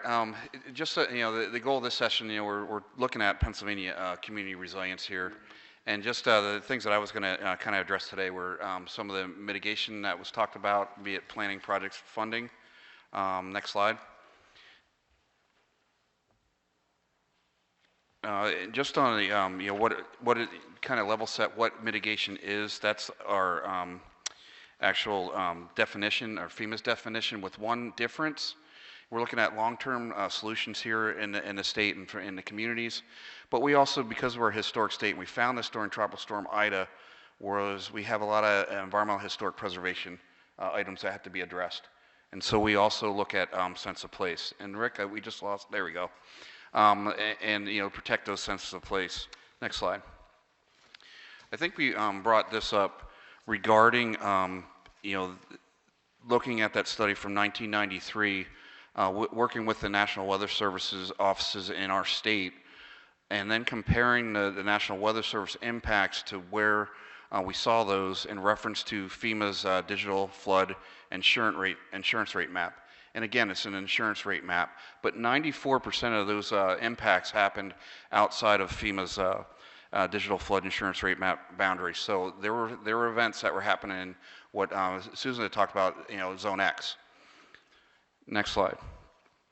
And why do we mitigate? You know, when we, you know, why would the federal government or state give us money for mitigation? There was a report first in 2005 and then updated in 2019. Hazard mitigation saves. And so they looked at the return on investment of dollars. And you'll see here, we were talking about Riverine here. And, you know, federally funded, you know, grants, we're getting a return 7-to-1 on those type, on that type threat and hazard. But you can see that, you know, they also looked at other areas, you know, be it wind, be it earthquake. We're seeing too, you know, looking at some of our areas that are, you know, are being developed, that we too may see the wildland urban interface fires. You know, people are not taking care of the canopies and that. So again, you know, that can add to the flooding hazard, because if you have ceramic tile there to where you had a fire, you're going to have, you know, runoff. Next slide. And so the other item we want to stress here in the state too is building code. Yeah, we have the floodplain ordinances, but also we need to, you know, it was talked about education for folks. We have a lot of third-party building code officials that are not aware of, you know, what really is in that floodplain ordinance. So if you look at, you know, the code, it'll say, you need to look at a foot above the base flood elevation on some things, when in fact, the floodplain ordinance actually says 1.5 in the Commonwealth of Pennsylvania. So, getting those folks and showing public officials and others that, we do see a return on investment just by enforcement and looking at higher standards in our building code. Next slide. In order to get those grants that were talked about, that Susan had talked about, we need to ensure that our communities are positioned with a hazard mitigation plan and that the municipalities actually participate and adopt. But you'll also notice that there's a push by FEMA too, that the sewer, water, flood protection authorities, school districts have to also participate. They are special districts. And so, where are the water and sewer? Normally they're getting affected by that water source. And again, they're in the floodplain. And if they don't participate in that planning for HM, they're not going to be eligible. And so we need to get that word out.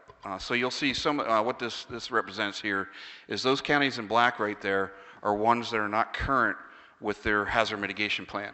And that kind of concerns us because, what are we having today? We're having a flooding event in some of the counties, not just here. And so they may not be current. So they're not going to be eligible for disaster funding under the Hazard Mitigation Grant Program. Next slide. Excuse me, Tom, before you, I'm sorry. My 59-year-old eyes can't, I don't have my reading glasses and I can't read this on here. Could you tell me, could you go back to that previous slide and just tell us what the different colors signify? Yeah, this is just the colors on what year we position every year. There's only so many dollars that go around. Okay. And so we were able to, those in the other colors are good. All right, just say that. Okay. And we have it positioned by each year.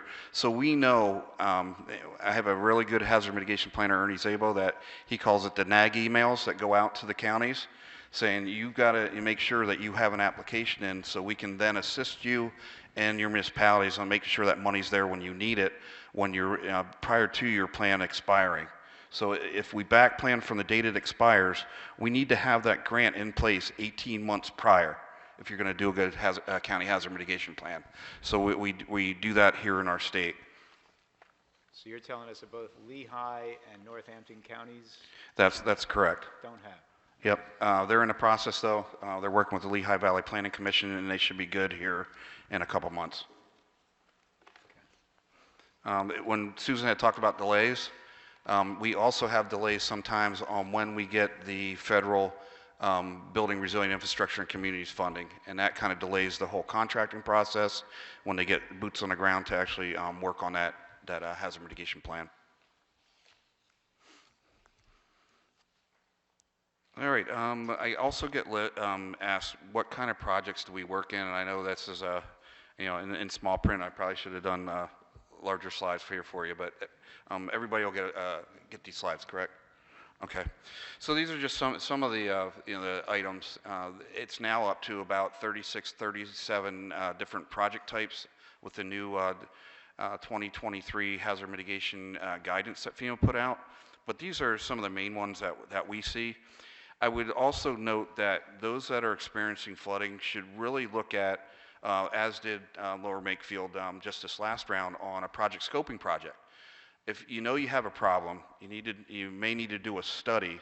Try to use either advanced assistance under the Hazard Mitigation Grant Program, disaster funding, which we have a number of those that did for Tropical Storm Ida, or put in for a project scoping under the Building Resilient Infrastructure and Communities grant or the Flood Mitigation Assistance Grant. So we're able to work with communities to do that.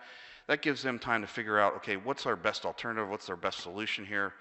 And then they also get points when they go to the next phase of that competitive process because they've done all their homework. The peer reviewers can see that and they have a better shot at getting that money for the next phase 2 or construction type flood mitigation projects. Next slide. Okay, and I knew we were down this area. We're doing a tour for Upper Makefield, Lower Makefield, and Yardley. I just thought I'd put some numbers up here for you on, why would somebody enter into, say, an acquisition project? Okay, we look at we're talking almost zero risk and probably zero risk. If the structure's not there in the special flood hazard area, then for that community, they're not going to see a risk. We also worry about evacuation orders for folks in those homes. We see that we have some folks that want to ride it out, and so now we're putting our first responders at risk. And so that also is another pro for doing it. We mentioned the closing costs, but also the cons that we run into are the communities that, you know, foresee that they're losing tax base, that, you know, they don't have a structure, and now the other thing, we're deed restricting it, and now we've got open space that we have to maintain. You know, those are the things that mainly that I run into, but I also want to dispel that as a con, because there is things you can do other than mowing the lawn for open space. We just have to go to FEMA to ask permission. It's called a land use permission request, and we've done a number of those for communities, be it community gardens, whether it be you know, parks, whether it be soccer fields, you know, things that in conservancies. And I've seen it to where we've done no-cost leases to other homeowners that are still in that area and adjacent to it, that will take care of it for the municipality. So there's ways to beat that municipal cost. You know, for the state benefits, you know, that we see, you know, we do provide funding to the counties to be in position for this HMA funding. Same thing for HUD. You know, the state has required using the HUD funds. That, you know, hazard mitigation plan is current as well. And then we also assist with the floodplain ordinances. You'd asked the question on, you know, when do they have to update it? They can do it annually if they want to, but we don't suggest that. But they do it automatically when they do go through a map update for their county.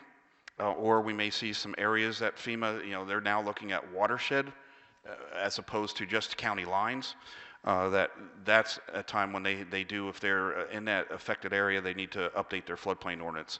And we work through the Pennsylvania Municipal League with some funding from FEMA to get that done for free for them.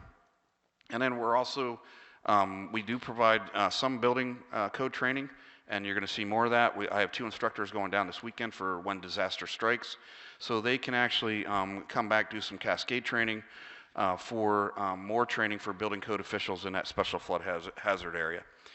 And then, you know, what would be you know, a pro and con for elevations and mitigation reconstruction? Elevation, obviously, elevating a structure above the base flood elevation, but mitigation reconstruction is kind of new. It's, you know, I put it in terms of demo rebuild, to where we're working in that same footprint. Now we have a new foundation after we had demolished a structure and then put a new code compliant structure in its place. And so that's a benefit for the community. The downside is, you know, I mentioned we're a historic state. And so what's it look like for that community if we we start, you know, changing, you know, the look of the community. And so the right picture there is just you know, in Upper Makefield, what an open space looks like. You know, there was a structure there. We returned the floodplain back to its natural state. Next slide. And so, you know, we also, I took a look back too on, you know, the numbers for, you know, addresses that we had put in, and also what different grants we had available. And so you'll have those numbers for different years. But as was said by Susan, there's times when we can't make projects work, and there's times when we have to give FEMA money back, and that is not a good thing. I don't like giving any money back to the feds, and we try as hard not to. We've done benefit cost analysis to try to, you know, get those numbers in a place where they can be. Like, say we had 5 that were in a project, and we only have enough money for 4. We can rerun a benefit cost analysis, and that way we're not leaving money on the table.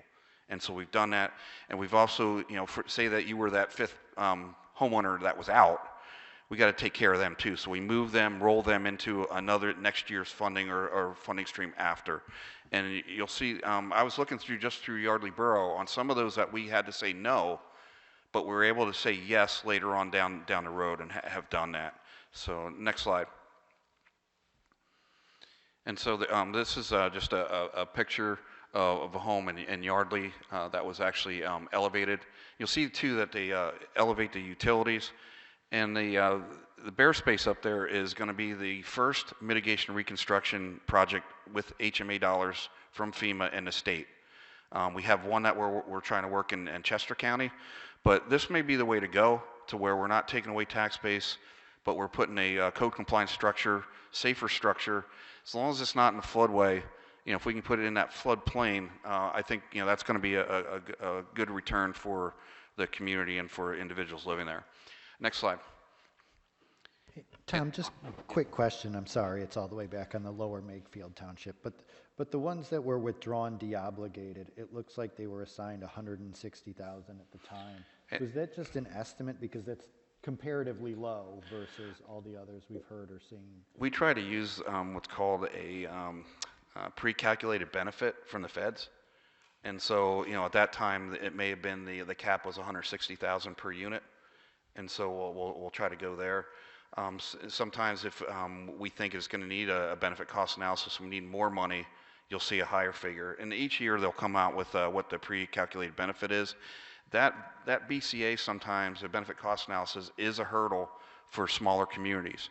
And so if we can use the pre-calc, that helps out that community. Like Jerry Lee was talking about, the rural communities, a lot of times we can do homes cheaper than what we can in southeast Pennsylvania. And so that works a lot more with the pre-calcs in those areas than what it does in the southeast. But in the southeast too, FEMA will allow us to use regional costs, and we can build them into the benefit cost analysis. I don't want to get too geeky here, but we do try to make things work using their eligibility rules. All right, next slide. And I don't know how, but I thought CRS was going to come up today. And so I've got you a slide here on what goes into the CRS community, kind of a snapshot. There are 19 credible activities in 4 categories. We talked about mitigation planning, we talked about stormwater management, we talked, it's all there listed out for you. But again, it is pretty complicated for a community to enter into CRS, and as you heard, it's not real fast. I would have a recommendation that maybe there should be a higher capacity for FEMA, as well as, what you're talking at the state here, trying to get more folks to help communities, kind of walk them through the process. We tried to do, at one time, a whole county, Dauphin County, after we had Hurricane Irene, Lee, and Tropical Storm Sandy. And it goes back to what's the capacity of the local community. And so they did not allow us at that time to work a CRS program at the county level. So that's one thing I think there might be some advantages to doing it that way. We already have some counties that are already doing permitting work in the floodplain on behalf of the municipality. So why not go a step further, and maybe we can look at the counties doing that for them. But there you got your CRS slide, and I'm sure there's going to be more discussions on that. Rick, can you skip the Tom, next? hold up. Yep. Just a quick question on that countywide. I think that would make sense and perhaps be feasible in some of the more sparsely populated counties. Right. I think in a county like Bucks, 4th largest county in the state, I think it may be more challenging to do it that way. But I understand the point. And I'd also like to see them relook at it, as I mentioned before, looking at a light CRS and a heavy CRS. Mm-hmm. Your Phillies, you're going to have, you have a lot more complexities than what, say, some of the rural communities do. And that, as long as the community's working towards higher standards, doing the right thing, there's got to be some way to give them a reward, especially, where they're pushing insurance in those rural areas to, ensure that we get those saturation rates up. Well, I wonder too, in an example of Philadelphia, whether breaking the city up into zones perhaps might be a way to do that. I don't know, but I was just throwing that out because again, it's the size that makes it very complex and much more difficult. But okay, thank you. And you'll see, Rick, just skip, past the next 2 slides. I had a question slide and I had our contact info, but we got some other goodie slides here for you too. I wanted to just give you an overview too. I think people need to take a step back and what is the NFIP and what does it really do for communities by entering into the program. What are the benefits? We've talked about grants and loans. We talked about disaster assistance, federally backed mortgages. So it is a good thing. What we have here in our state, though, is we're not getting the funding that we use that maybe we should. I'm going to throw it out there. We have close to 10% of the communities in this national program, but we're not getting 10% of the funding that comes to the state. So I think that there ought to be a look at that, maybe a higher rate for us to receive some funding from our FEMA partners. And then, of course, the goals of the program to save lives and protect property, encourage a comprehensive approach to floodplain management. And I really think that it's important that FEMA does look at their modeling from a watershed perspective.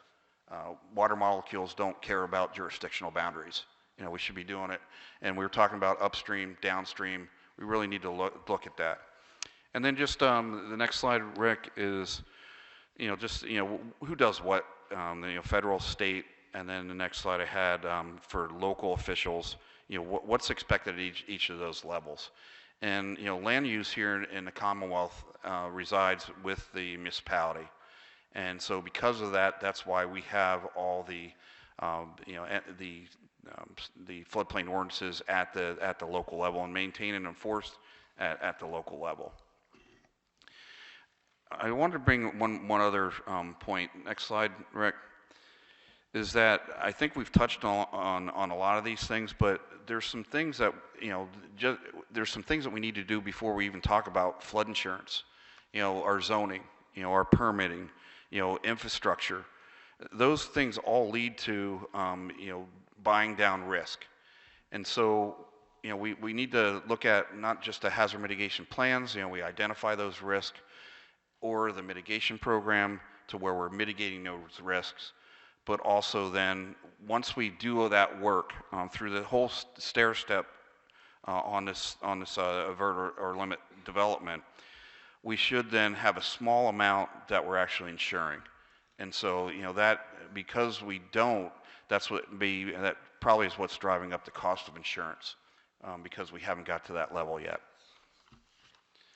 And then also the next two slides here, I just have kind of the overview. Susan was asking about the funding. We had mentioned the flood mitigation assistance, which comes from the NFIP pot, federal pot. We talked about the building resilient infrastructure in communities, which come from a congressional line item. Each year they'll take a set amount percentage from the disaster fund. But we haven't mentioned the congressional direct spending. And there have been some communities that have been successful with that, talking to the representatives, talking to the senators. We're seeing more levies that are not, I don't want to say failing, but are not accredited or certified now by FEMA. And so they have used that avenue to get there. We talked about the hazard mitigation grant program, but there's also the public assistance mitigation portion that, why are we fixing that culvert over and over and over? I thought that canal and that culvert bridge right there you saw that you're continually having problems, right? So those ought to be identified in the hazard mitigation plan. And so when FEMA comes for the next disaster, Public Works or that township supervisor actually says, you know what, we fixed that 3 times. This would be a perfect candidate for public assistance mitigation. And again, back to your point on, okay, if we do that upstream, we should get credit downstream for actually recognizing that and doing that. So we're trying now in our hazard mitigation plans, working with the counties, to actually have that so they have a list. And when the public assistance folks from FEMA come, here's my list. I want you to look at public assistance mitigation, and by them using what we call Section 406 dollars, that actually drives up our 404 dollars that we use in mitigation. So I don't know if I mentioned this the last meeting, but we were a standard hazard mitigation plan state, and we were getting 15% set aside from public assistance and some individual assistance monies after a disaster. We're now at 20%. So we went up from 15% now to 20% set aside of that disaster funding. And what that equated to was about $10 million on this last disaster. And so we were able to do more mitigation.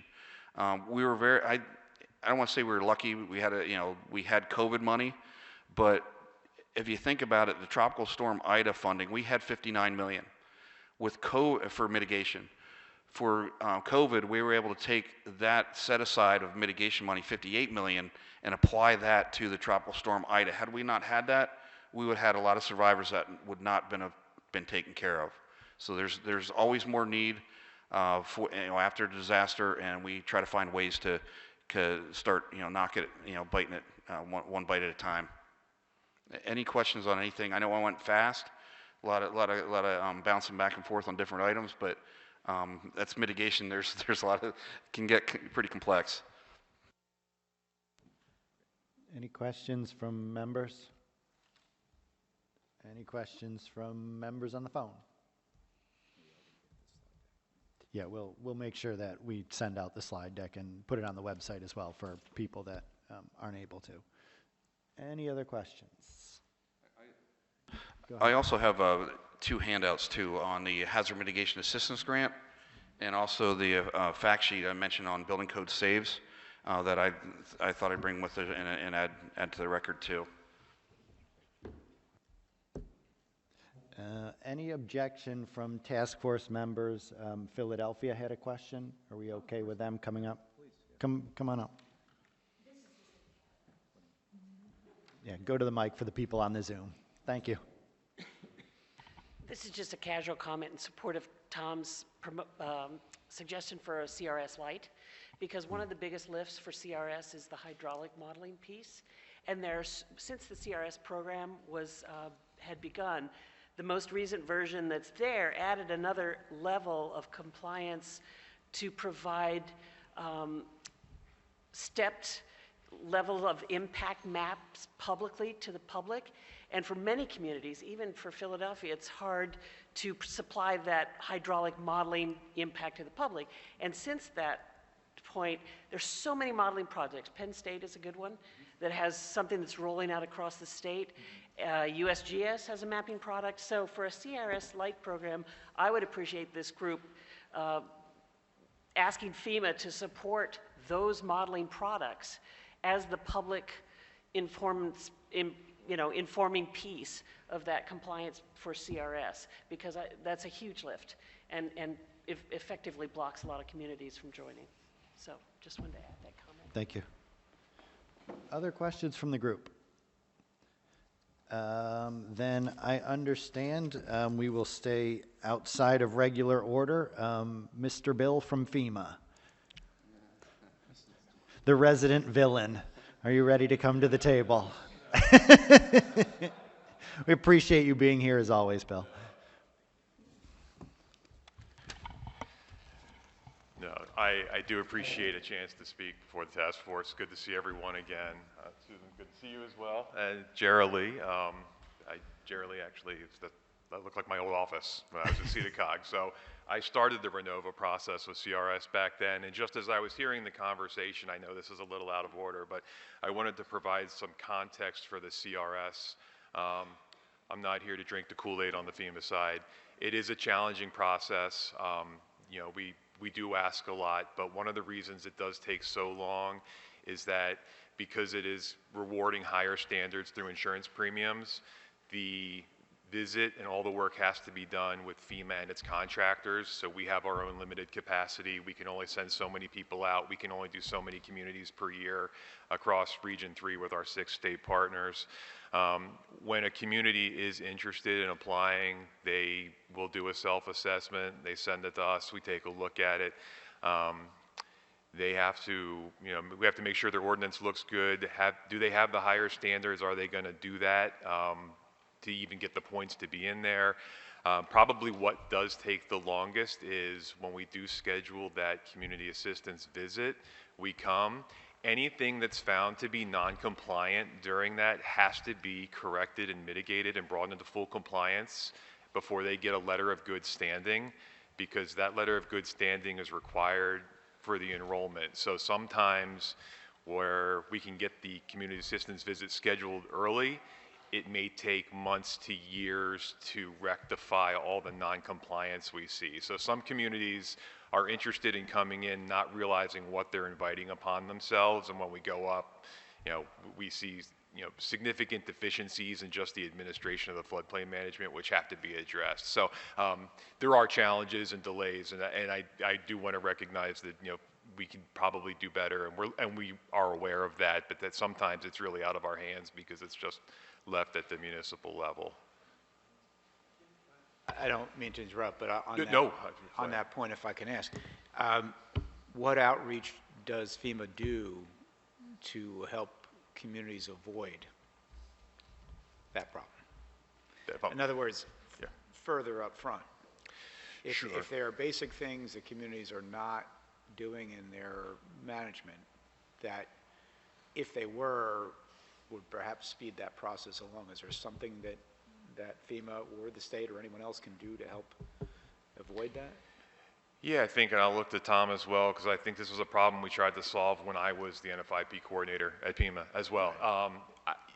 One of the outliers in all of this is the uniqueness of Pennsylvania and the Commonwealth and our 2,500 municipalities, in that a lot of the programs are they're administered at a county level in most states, and here we have the 2,500 municipalities. They all have ordinances, they all have floodplain managers, which is a real challenge. We try to get out, we try to do the education and awareness and the training, but it's just a very large audience to try to make a difference with. I think we would love to see more outreach. I don't know how many training, Pennsylvania by far does more trainings and more outreach, but it's challenging also when we advertise it, statewide, and we get 30 people that show up for a training. So there's a lack of awareness. I think there's a lack of accountability at the local level. Sometimes with the floodplain regulations, and it just becomes an afterthought until something happens like a disaster or someone wants to join CRS, and then that's our chance to get in. I do want to add, though, that FEMA has recognized that the traditional community assistance visit process in the past was cumbersome, and when you go in and you talk to a community, if you identify these non-compliant issues, then it can take months to years to rectify, and that doesn't do anybody any good. It's a time sink for the community with limited capacity. It's a time sink for us to have all of these open-ended visits, audits on our end that really have no chance of closing.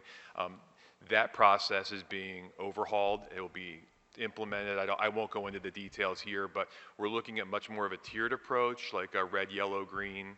So initially, the whole idea is that FEMA and our state partners will have much more frequent touch points with our communities, whether the first step may be a questionnaire and a phone call. If there's no concerns, we can close the case.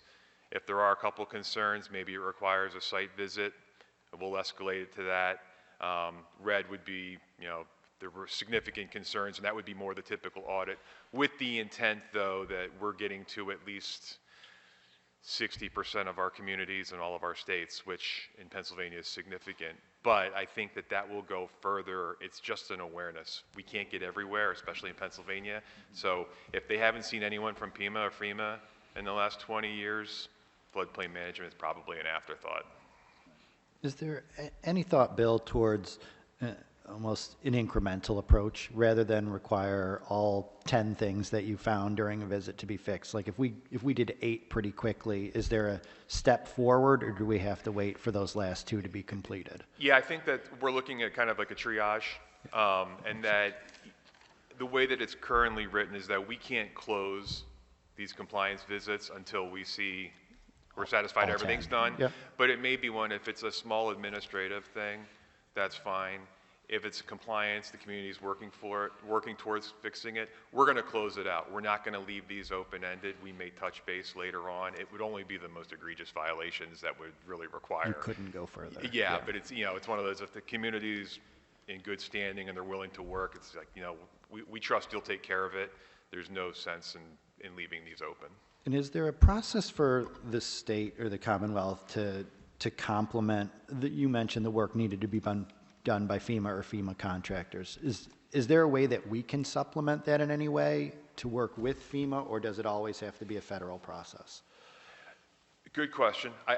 I would like to see more capacity. I just know that as it's currently written, when it is a CRS community assistant visit, it has to be done by. It can't be done It has by to be. us. Yeah, because it's.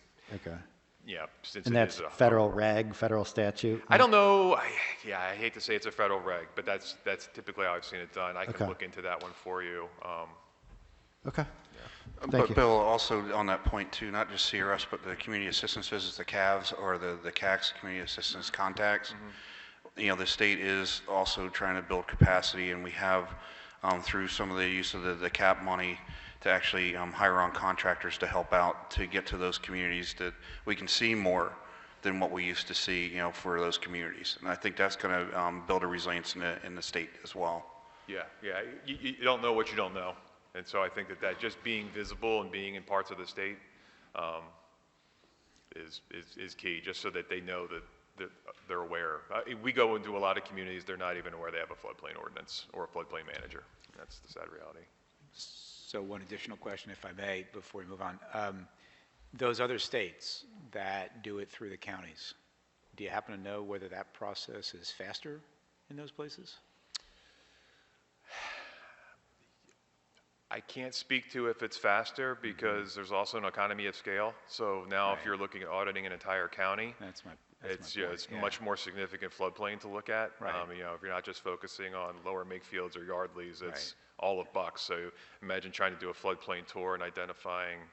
But that was the point. But that's that was the point I made before in response to Tom when he brought that issue up, and so that's why I'm curious, you know, what the experience is in those other places. Yeah, I think the benefit in some of those, from what I've seen, is that if it's aggregated at a higher level, then you can allocate the funding and the resources for that person to be a designated CRS coordinator or floodplain manager, one of those things. So that's their focus, and they have much more visibility instead of, you know, many people wearing many hats where it's just one aspect of it. Right. So perhaps if it's coordinated through the county, that helps. On the education piece, it helps get the town sensitive to it. But in terms of the actual work that has to be done, it still needs to be focused on a municipality by municipality basis. It can, or through an MOU with the county, which is something you know, some of these communities or counties are starting to look at. But I know that we also can't get buy-in across the community or the county. You know, some municipalities are in, many are out. But I do want to add, and not to make this a dissertation on CRS, but you know, in talking with the contractor support who does the Verisk ISO, the key that what they look at when they come into a community as a CRS coordinator is that you're really the coordinator. It doesn't have to be the floodplain manager, but do you have someone there who can facilitate bringing all the other components together and talking to them and not just making it one person? And I think that's an important message we need to get out, because a lot of our communities designate one person and they feel completely overwhelmed by having the weight of the world on them.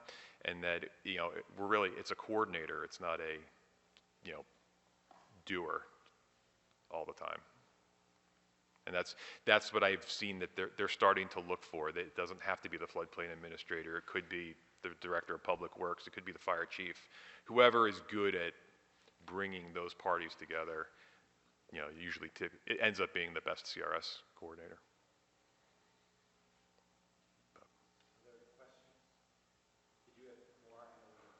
I have a lot more, but I'm not. No, you're. No, you're fine. No, you know, lots of good things. We're still good on time. If you.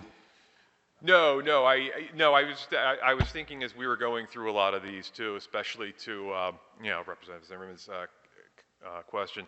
Yeah. So technically, as it's written, all NFIP participating communities have it in their ordinance. They have to designate a floodplain administrator. So it really is at the municipal level where they should be doing it, and that's how FEMA treats it. Whether they outsource it to a third party or not, our expectation is that floodplain management is being done at the level where land use authority rests. And so that does become especially challenging in Pennsylvania when we reach out to communities and they're not quite sure who it is, or there's concern over whether, oh, well, we hired a third party to do our building codes, and they assume that they're automatically going to do floodplain, but it's not written in the contract, and then there's an event, and the building code official says, you didn't hire us to do that, and they said, well, you did everything else, why wouldn't you look at a floodplain permit? So, there's what's written on paper and then how it goes, but I just wanted to address that because yes, we can say that there is one in every community, but we also realize that it's not always cut and dry. But yeah, that was just pretty much. I wanted to provide some context for CRS because I wanted to acknowledge the challenges because they are very valid, but also say that there are sometimes if the community needs to be careful what they're asking for because we will bring the microscope on them if they want to be in the program. And so. Appreciate it. Other questions for Bill? On the phone? Thank you. And I'd just like to add too that I have been in contact with headquarters. They are very interested in what the task force is doing. And I just want to commend the task force, the governor, for putting this together. This proactive approach is very refreshing, and I'm briefing out headquarters just to let them know. So there is visibility. So thank you for continuing to do good work. Thank you. Great, thanks. With that, I think we're on to kind of our other business next steps type segment. I think our next meeting is tentatively slated for May 8th back in Harrisburg. I think is that a session day? Do we know? I believe it is. Okay. So we'll be back in Harrisburg for that, back at the same location.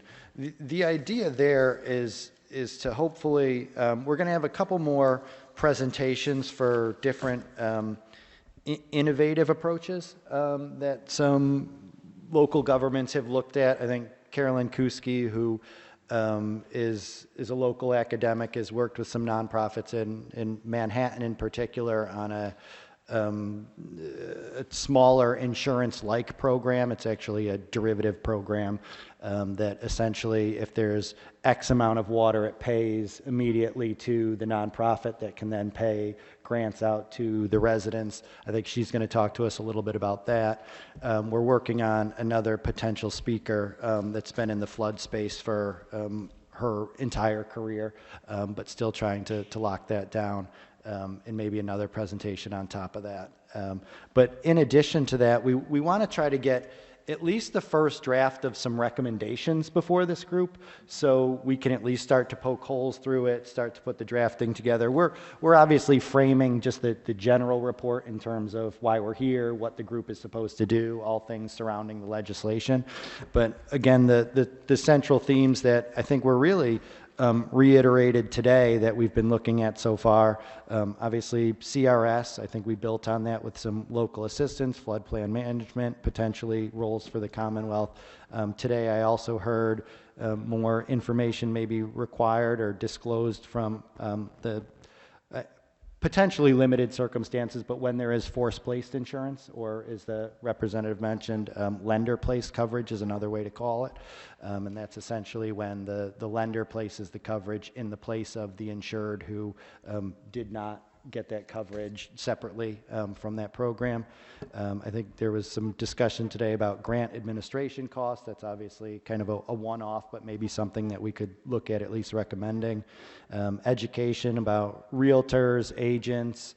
I think the banking community, again, in terms of disclosures to consumers, ongoing training for those that service consumers, so flood information is made more available and immediate.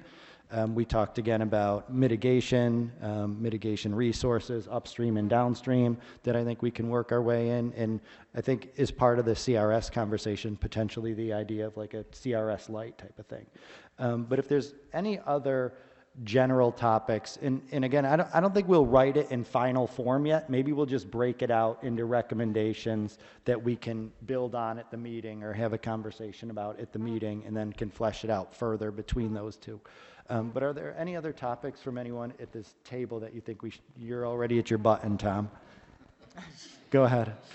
No, you touched on a point here about the force placed or lender placed, but we also have FEMA placed. After an event, individual assistance, there are survivors that get flood insurance for up to 3 years.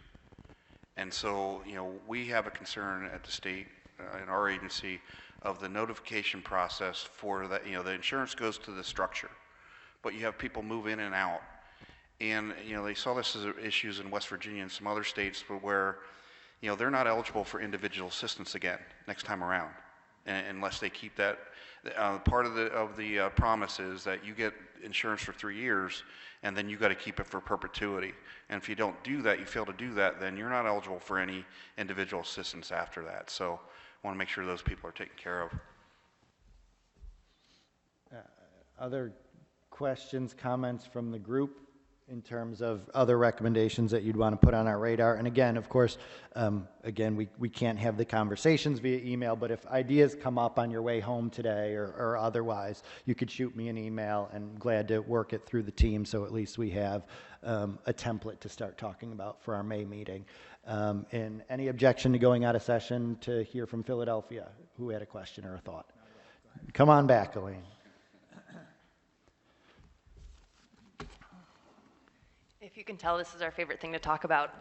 But I just wanted to make a clarification too. When we're talking about in perpetuity, it's not you as the person, it's the property in perpetuity. So we have a lot of issues with that, where it's the property in perpetuity has to have flood insurance, and if somebody sells and moves and the new owner doesn't get flood insurance, not eligible for any other disaster. Just wanted to reiterate that because that's a huge problem. Thanks. Got it. Thank you. Any other thoughts? Yep, Senator. No, I was just going to say, we haven't solved the problem of people being in perpetuity quite yet, so, that's good. Any final thoughts from members that are on the Zoom? If not, I think I would just wrap it up again by thanking our hosts. Really enjoyed being able to come out here, see the town, and certainly your hospitality all around it. So I'll turn it to you two to close. Sure. Thank you, Commissioner, and the entire staff and videographers and everyone who came out today, our local residents who have a special interest in this subject. We're taking the opportunity of sharing our local experiences with representatives of the state and bringing in the expertise of the state to share with our local residents. So thank you all for participating today. Yeah, and I'd like to echo that, and I want to thank the Commissioner and the other task force members for coming here to Lower Makefield and Bucks County. First, earlier this afternoon, to see these areas that have been an issue, and then obviously to continue to engage in this conversation. This is an issue that is not going away. If anything, with these more extreme weather events becoming more frequent, this is a problem that Pennsylvania is going to continue to confront.